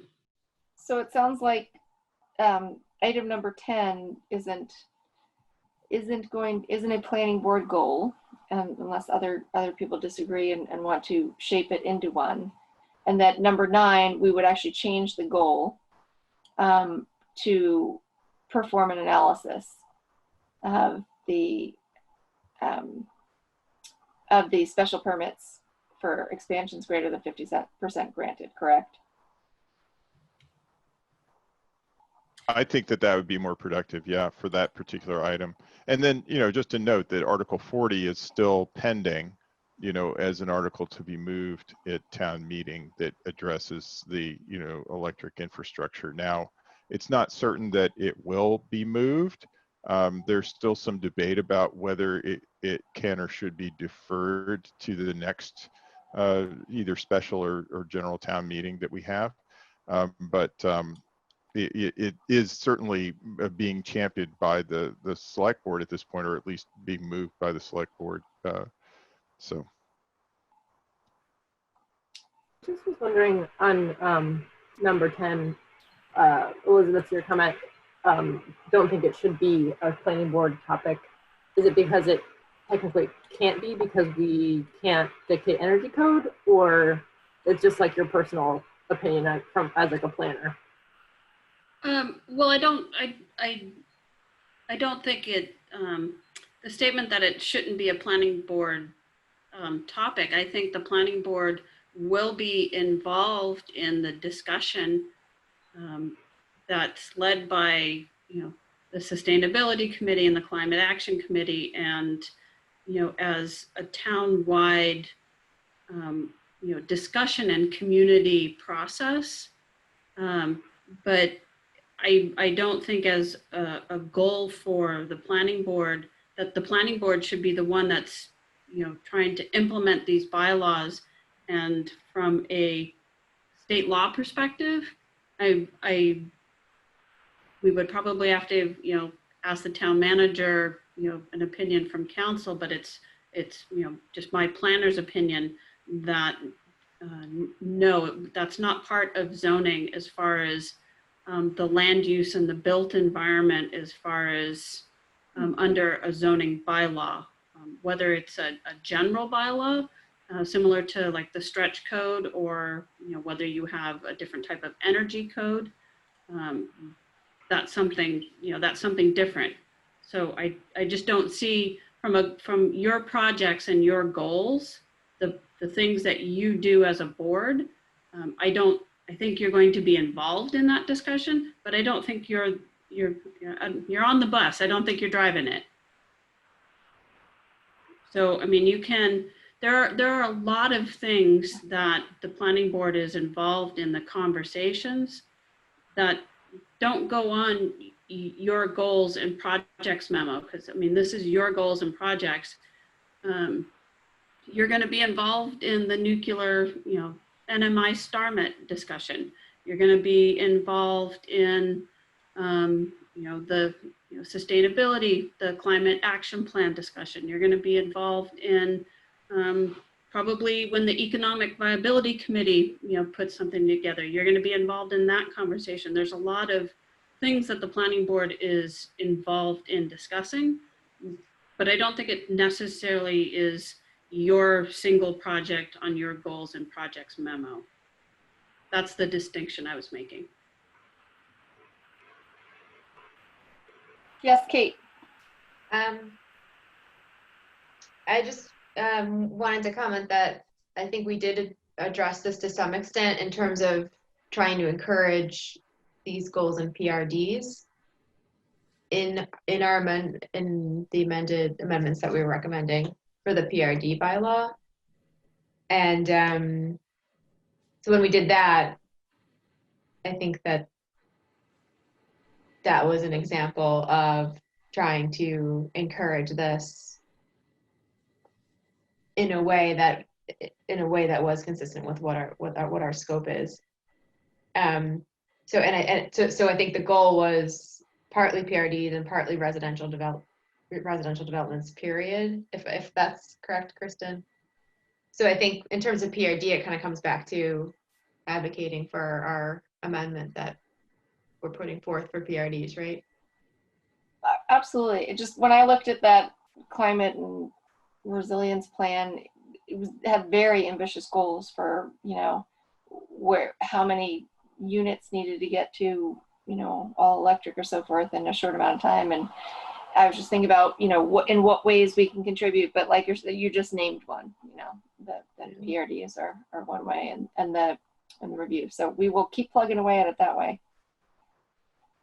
And my understanding of your point, Kristen, is more like at just like a basic level. And to your point even too, Elizabeth, like there's a lot of different groups working on this. And my understanding of maybe what you were proposing, Kristen, is like, what can the planning board do anything more? Not necessarily like jump to, we should be writing a bylaw, but like at a basic level, what are other planning boards doing across the country even to be on that bus? Because we need a lot of different tools to get to where we need to go. It's not just going to come from one group or the other. Like, it's going to be a lot of carrots and sticks to get us there. And so my understanding of what you were proposing is more like just maybe like a level set. Like what more could the planning board be doing? Well, and I mean, given that the plan just came out and they're getting comment on it, I imagine that in the next few years, there might be more specific actions that the planning board can take to support it, whether it's, hosting discussions or doing other things too. So I would propose taking number 10 off. And then what about the remaining items? Did anyone in their review offline see any corrections or changes that you'd like to make them stronger, more specific goals, or you speak now or forever hold your peace? They get cemented, then everybody gets graded on them in a year from now.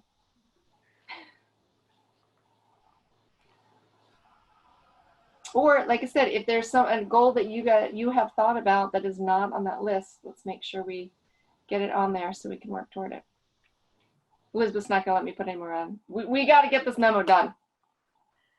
I think that a couple of loose ends is to add a priority to the tree preservation and the neighborhood conservation districts, right? That I think that the others have been pretty well identified and prioritized. And I haven't heard a lot of debate about them. I think that they're pretty solid, but those two, I think Elizabeth needs more guidance from the board as to, what priority they'd like to see. And I should shut up because I'm not even going to be on the board. So remember that the tree preservation bylaw is we are going to review, we're going to hold a public meeting to discuss the potential changes of the bylaw that was made and consider if we need to prepare a warrant article to amend the bylaw for the 2021 town meeting. So the question is, with regard to the other priorities, is this low, medium, or high? And most of our other priorities are medium and high. I would, for the tree preservation bylaw one, I would say to put that as low. And the reason for it being is that I think that's going to get I think a lot of people will be involved. And I'm a little worried that given everything that's going on, we're going to have sort of a truncated schedule and we're going to be stuck doing the Zoom version of this. And I feel like that particular topic is far better suited for an in-person type of meeting. So that would be my only concern with like moving that one forward as things are currently. So you're thinking if it were a low priority, then we would plan accordingly and kind of push that work on that back until later in the year, and conceivably we could be meeting in person again. Yes. Yeah. Any disagreement about that? I mean, I think it should be a low priority just because we can't have all high and medium priorities. That defeats the purpose, though. So I'm in agreement with a low priority. Unless anybody else sees otherwise. What did you decide on number 9? Is it a In terms of priority, or if we're going to keep it? priority? We didn't decide yet. We also have on here neighborhood conservation districts and researching the potential of neighborhood conservation districts, holding a public meeting to gather community input. You know, I think that's kind of similar to Nathan's point about wanting public input and making sure that we, you know, get as much of it as we can. And if we're unnecessarily not limiting ourselves by virtual meetings, perhaps this also has a lower priority in terms of implementation time. Yeah, I would say if the board is in agreement that trying to accomplish a neighborhood conservation district in preparation for the 2021 town meeting, something else on this list would have to definitely be taken off. So if it is something that the board is thinking for 2022 town meeting, that the amount of time as far as board time, I think, goes down to medium low. Staff time, it's probably medium low, and then the priority could be a low priority. Right, and we knew this was going to be a multi-phase effort where we were going to be doing the research and then kind of coming up with a recommendation. Then if the recommendation was taken to town meeting, that happens. And then after that, there's future bylaws that can, the neighborhood conservation districts, that's its own separate thing. So would anybody be opposed to taking off the 2021 town meeting and kind of leaving, determine if it will prepare a draft bylaw for 2022 meeting, which is really off the radar for this planning year, but at least we could hold a public meeting as time allows to gather input that would inform that for the following year. I agree that we should take it off for 2021. But I do see this as a potentially having more impact on problems with mansionization and the elimination of small and medium-sized homes with the replacement of very large, very expensive homes than a lot of the other items on here, which are also to that same end. So somehow I want to make it like a high priority, even if we take it off for 2021. I don't know if that's helpful, but. Well, could we change it and rather than the goal being to determine if we're going to prepare a draft bylaw for 2021, just the goal would be to hold a public meeting to gather community input this year?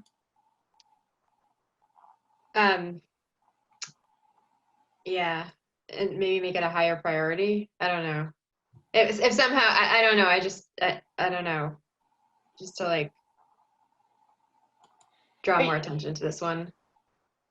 I mean, and I guess similarly, we want to make sure we spread out the things we want to draw attention to, so we don't have, resident fatigue in terms of us continuing to ask for input on this and input on that. And I know different things are important to different members of the public, but and just our schedule, do we have time to hold all these meetings that we want to hold and get input and reflect that back to people? So, I mean, we are hearing, we are hearing that from the public, I think, that these types of things and town character and conservation districts is one way to address that. We are hearing requests from the public about that.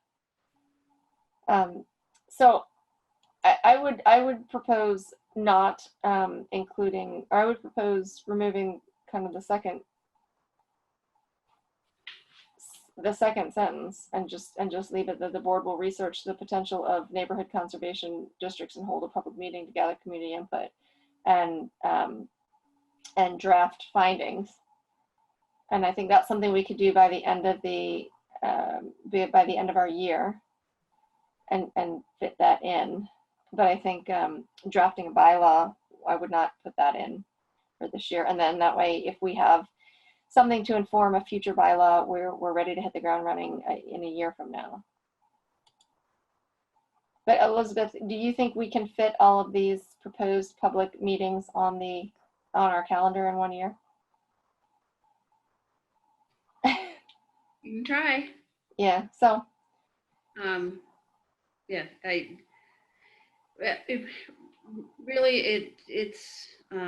it's kind of gonna, not sure how the rest of the year is going to play out. Especially, we'll see what the final report from MAPC is on the Thoreau Depot. Also, there's still the question that the town moderator is determining whether the planning board will be required to hold a new public hearing for the 2020 town meeting articles. I have an update on that. August 18th, 7 p.m. The planning board, okay. So town staff hasn't been informed about that, so I'd probably. It just came out this morning. I mean, there was a preliminary town meeting review meeting today, and then Mike Lawson has proposed August 18th as our planning board hearing, redo for town meeting. And, the goal there is that we would more or less be doing our town meeting presentations during that meeting. That town meeting itself, the motions would just simply be made. There would be an opportunity for debate, but then there'd be a vote. There would not be a presentation of the article. So that's the reason why this is happening. And in some respects, then it means that at town meeting, other than answering voters' questions, the planning board, or maybe dealing with any floor amendments or anything, the planning board would not have as heavy a load as we normally would. So anyway, there's that. And what? Sorry. Why are we having a redo? Can you just? Well, because I think technically the one reason is that the public hearing has to be within 6 months of town meeting, and I think we're getting pretty close. It's the timing. Got it. Yeah, and then, but then even more is that, there won't be an opportunity at town meeting itself to make a presentation of the articles, which is what we normally do.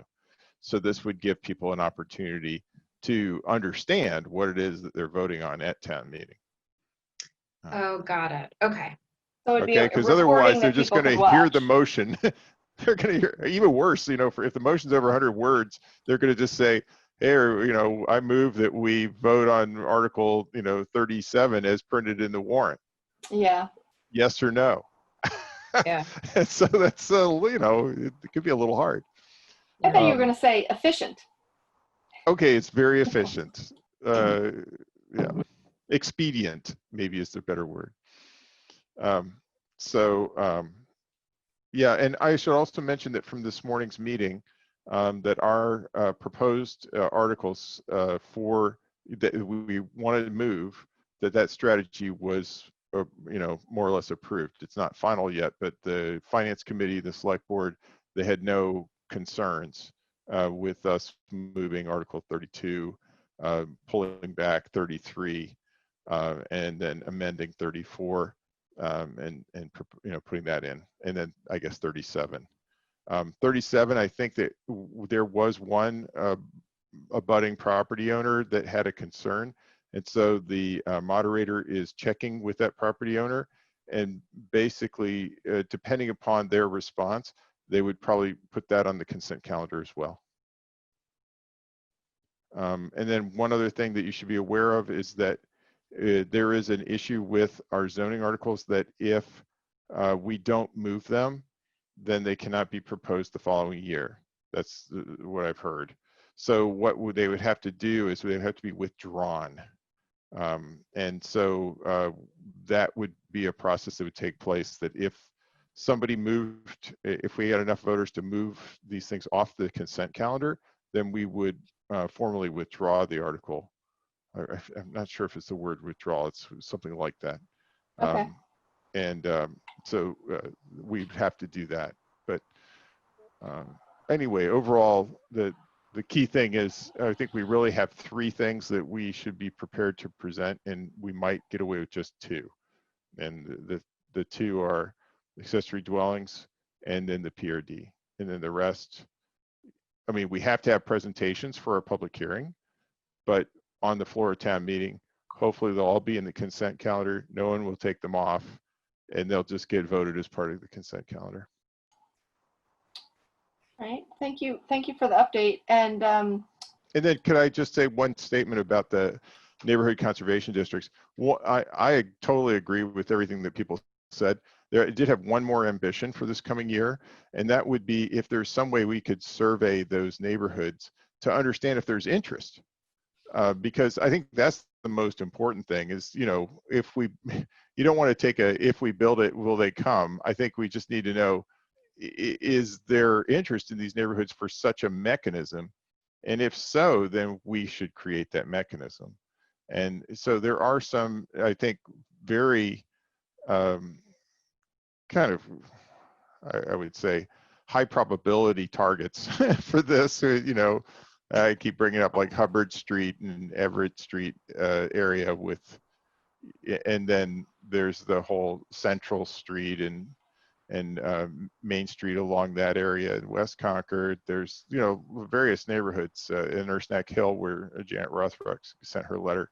And I think that you can easily, with every door direct mail, pick a mail route that maps to a neighborhood and just, you know, send out a card or something to do it relatively cheaply and see whether there's interest. You can get a response from people. And if there is, then, you know, it can become more of a higher priority thing later.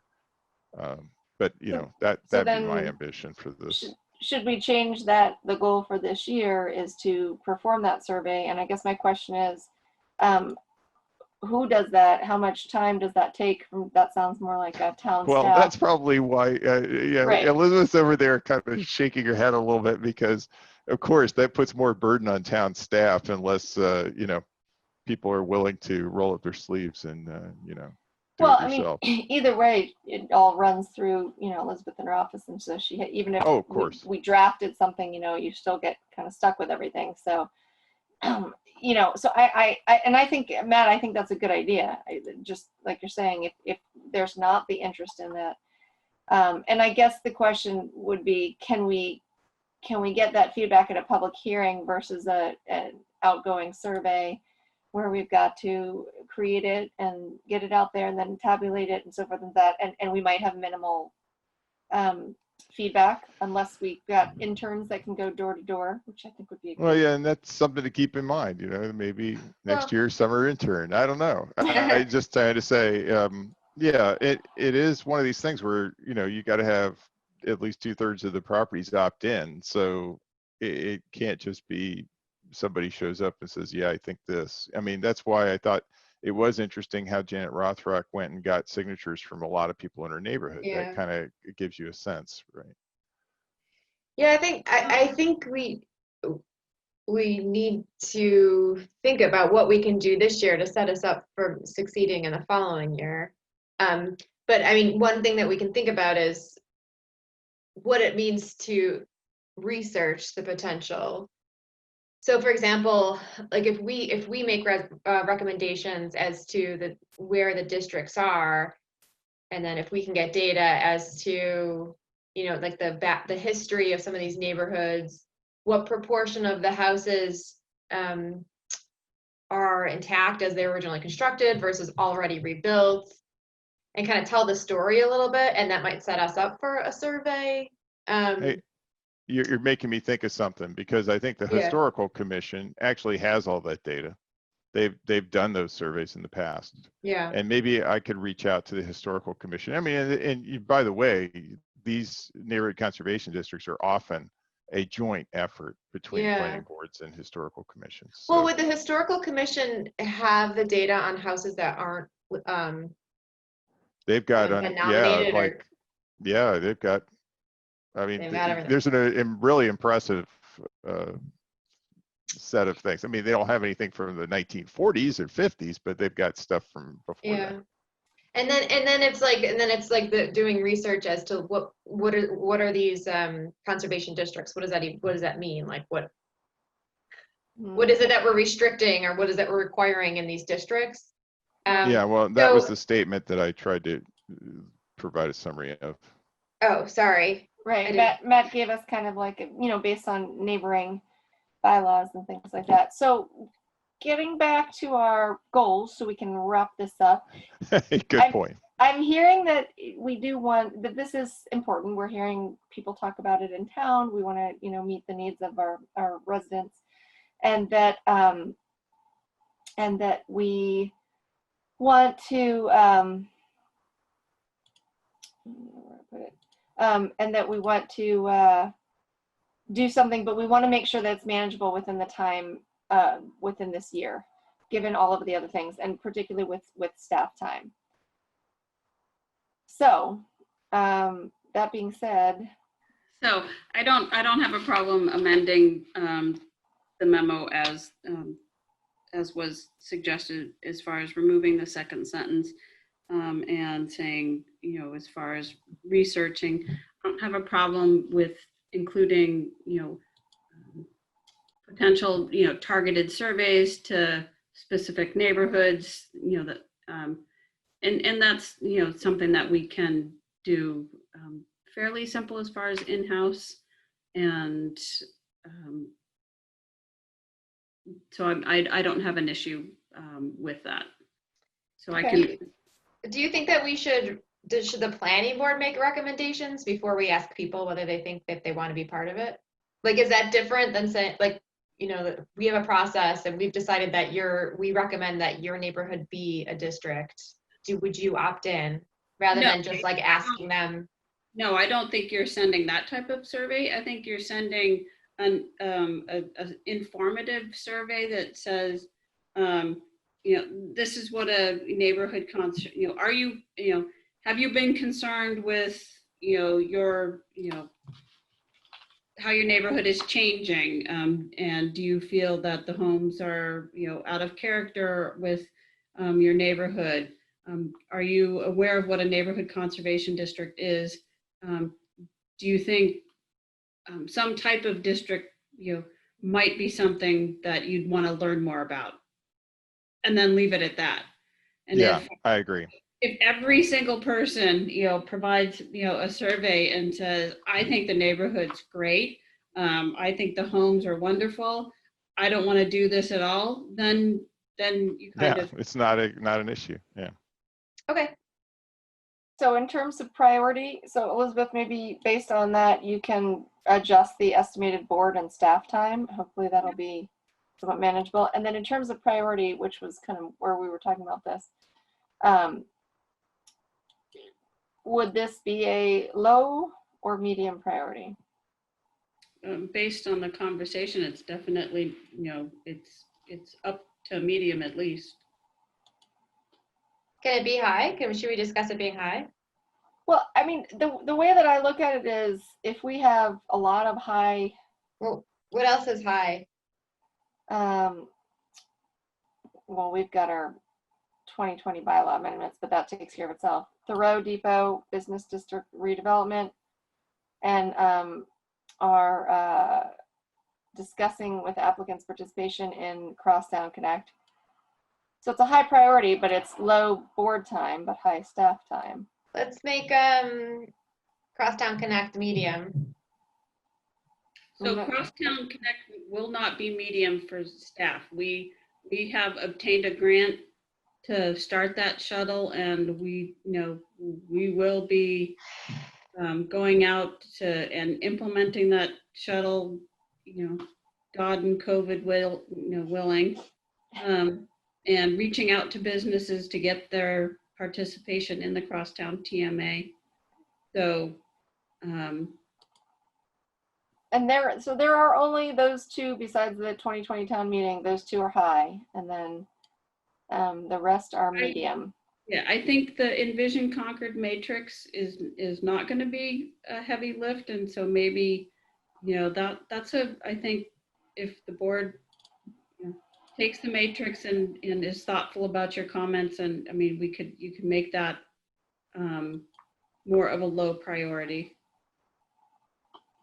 Because you already have kind of started going through some of those action items in the matrix, and they are already part of your goals and projects in the rest of this list. Okay, so if we put this to low priority, the kind of action items, and then we've got subdivision rules and regs. We're going to research site plan rules and regs. Both of those are medium priorities. And then we decided our tree preservation bylaw was going to be did we say that was going to be a low priority? That makes neighborhood conservation districts, if we'd like to make that a high priority, we can do that. Would anybody feel otherwise? I'm not seeing any reactions, so we'll call that, we'll say we'll give that a try. We're going to rename number 9 to kind of researching the effectiveness of the FAR bylaw, and I'd say we can make that a low priority also, kind of like a nice to have. I thought that we were going to research the non-conforming growth of units, or was I misremembering? Well, I think Elizabeth the is over gonna, 50% growth. Right. I'm gonna rewrite the Not title the FAR. of it. Yeah. Well, but I thought it was, yes, looking at the special permit greater than 50% as it relates to the floor area ratio and the effectiveness of the floor area ratio. It's basically looking, doing the research on both of those to see if the effectiveness of the floor area ratio is limited, in my opinion, the floor area ratio has maybe altered, less than 4 projects. That's interesting, because I've seen new construction just seems to build right up to the ratio. I mean, is it kind of just been internalized by developers at this point, and that's just what they built to? I mean, that's maybe one thing we could just see in the data, building permit. Well, why wouldn't they? But I don't think it's not to the limit of the floor area ratio, it's to the limit of the 50%. On non-conforming lots, you're saying? Yeah. Well, I mean, I think there's good information to be gleaned from that might inform, future changes, and at least it might impact how we tackle the when we look at the long range plan and what we're working on there. It might impact that. All right, and then we're gonna strike number 10. So Elizabeth, do you have all the notes on the goals so that you can? Yeah. So what I'd like to do is at least just have one board member review the memo before it goes to the select board. Or I mean, the board meets again in 2 weeks, or you can review your final memo in 2 weeks. Yeah, I mean, and I can do it, but I've done it a lot of times. So I'm wondering if there's anybody else who isn't as familiar with this who would like to review it one more time and from kind of a fresh perspective, so that we don't have to kind of keep dragging it through our meetings, and we can get right to work on it. Is there anyone who's willing to take on the final review of this? Kristen, I think you should do it, because like if I someone like me reviews it fresh, I'm just gonna start have too many comments. You're not totally fresh, but that's fine. If nobody else wants to do it, I'm happy to do that, so we can have that done, and then we'll send it to the select board. Okay. Any other comments? Let's see what's left. A couple things left are assigning liaisons to various boards and committees. And the committees are the CPC, the West Concord Advisory Committee, HATS, comprehensive, what? Yeah, not CPC. No, because is Burton going to do that? Well, so Burton's appointment that you did Oh, last yeah. was to the end of his actual term. Oh, great. And then at your last meeting, you did appoint Hallie. So Haley. it's Okay, the good. remainder. All right, so it's HATS, CSEC, Climate Action Advisory Board, and Magic. Elizabeth, do you get to keep doing Magic? If the board would like, sure. That's easy, unless anybody else would like to do that. They do generally meet on Thursday afternoons from 2:30 to 4:30 once a month, or And every other month. Does everybody remember what Magic is? What Elizabeth does? Can you remind everybody? Sure. So Concord is part of the subregion, one of the subregions for the Metropolitan Area Planning Council, which is our regional planning agency. And Magic, I think, is 2, 4, 6, 8. I think is it 8 or I can't remember how many communities are, but it's all the surrounding communities around us, and we work cooperatively on different projects and initiatives. Some of the past things were like the age-friendly initiative, transportation, just all of the big regional items, and work together. So, Well, we're glad to have you do it if you're willing to do that again. That's fine. Thank you. HATS. Ms. McEnany, would you like to find a replacement? Would you like to be appointed again for another year?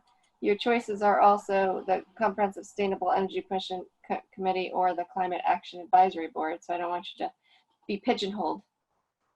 Yeah, I was going to say, I was going to offer that up too, because I just want to do Climate Action Advisory Committee. That's totally fine by me.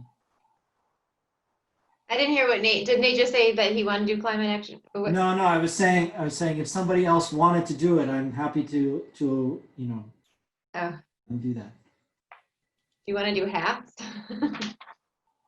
When does that meet again? Was it Tuesdays? Yeah, when is HATS? It was once a month, right?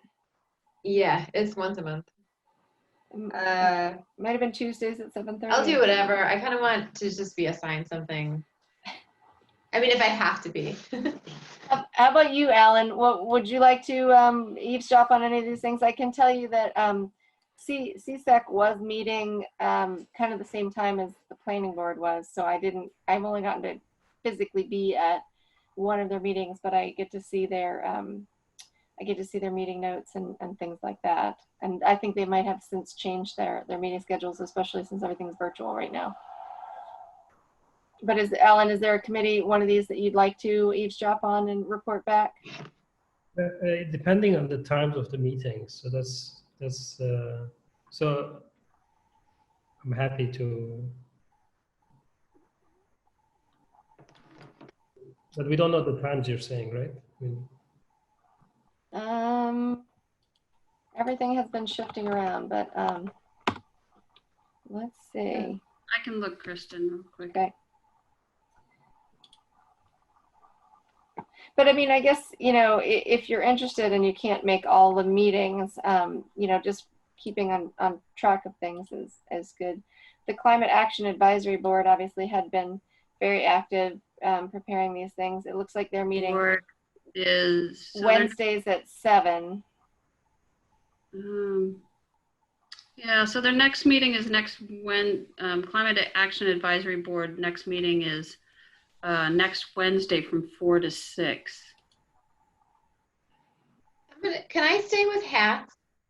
Of course. I don't see a lot of arm wrestling to be had, so yeah. Great. All right, so I'm all set. All right. Go back to Climate Action Committee now. Sorry.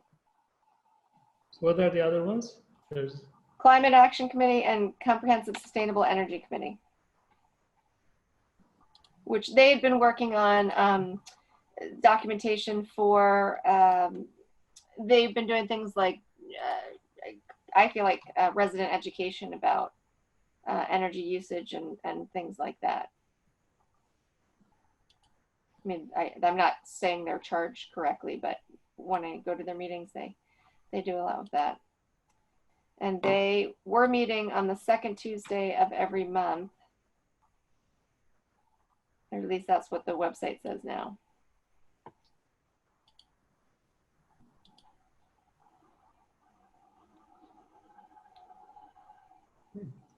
And I'm just going to say the sooner people volunteer, the sooner we get to adjourn. So no pressure. So Tuesdays. Yeah, the Comprehensive Sustainable Energy Committee, Sustainability and Energy Committee. It has Sure. been Tuesdays, but I think it's kind of moving around a bit. So, all right. So Alan, we're going to put you down for that. And again, if you can just kind of monitor the things that they're doing, you know, that pertain to us or anything that we're doing that they might be interested in. And some of that I think can be relayed by email these days because of how meetings are happening. So Nathan, up to you whether you want to keep doing. I will stick with it then. All right. So thank you everybody for taking on those. I think we have made those assignments for the following year. Wait, does Haley have an assignment? She got volunteered at the last meeting. Oh, sorry. Yeah, she had unmuted herself, probably not on purpose, and so she is West Concord Advisory Committee liaison. Nice, Haley. Yeah. All right, so Kate, can you just run through, I was having sound issues and everybody was frozen. So Kate is HATS. Alan is CSEC. And okay, and Nathan is? Climate Action Advisory Board. Great, thank you. All right, thank you. Okay, the last thing that I'm seeing on the list is the updated signature pages to the registry and land court. As allowed by the state subdivision control law, the board is required to annually vote to authorize a duly appointed representative to sign documents and plans on behalf of the board and submit the vote and signatures to the Middlesex South Registry of Deeds and the land court. So I move that we authorize the chair, vice chair, clerk, DPLM director, and town planner to execute, certify, and endorse approval of plans presented to the board pursuant to Chapter 41 and related certificates, releases, and other instruments, and any of said persons are authorized to act alone under this authority. a second. All right, let's take a vote. Mr. Saya. Yes. Mr. Bozdett. Yes. Mr. Johnson.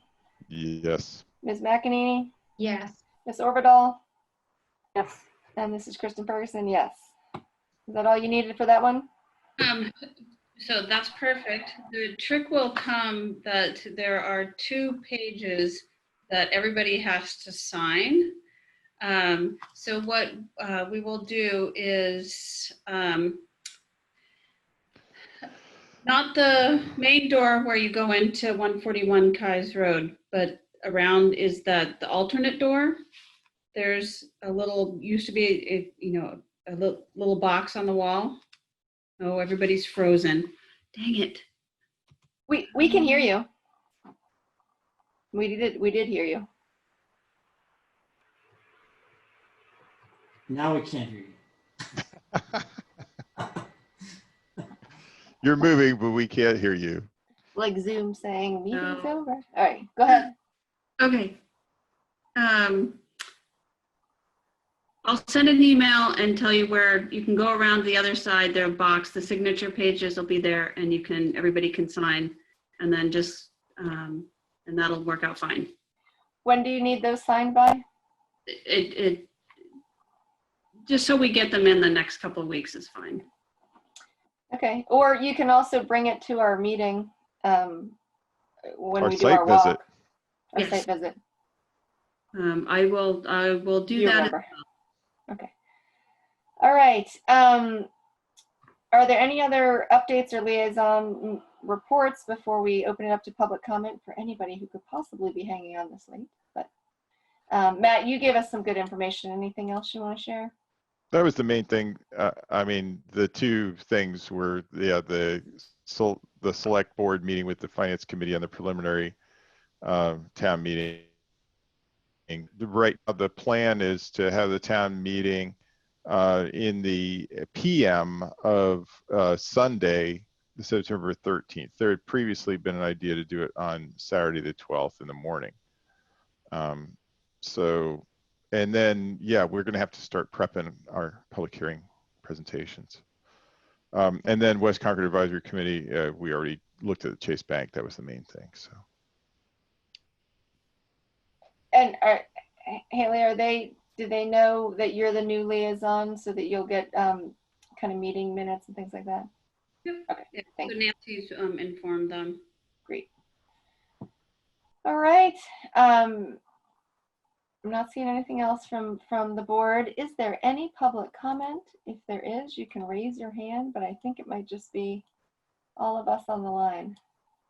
So the only other public comment that you've received previous was Mr. Cindy's letter, which you acknowledged, and he spoke at the Chase Bank. And then there was an email from Bob Schulman.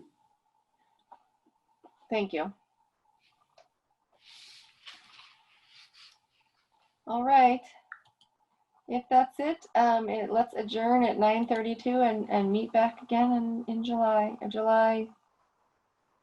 21st. Yes. All right. Good night, all. All right. Night. Thanks, Kristen. Thanks, Elizabeth. Bye, guys.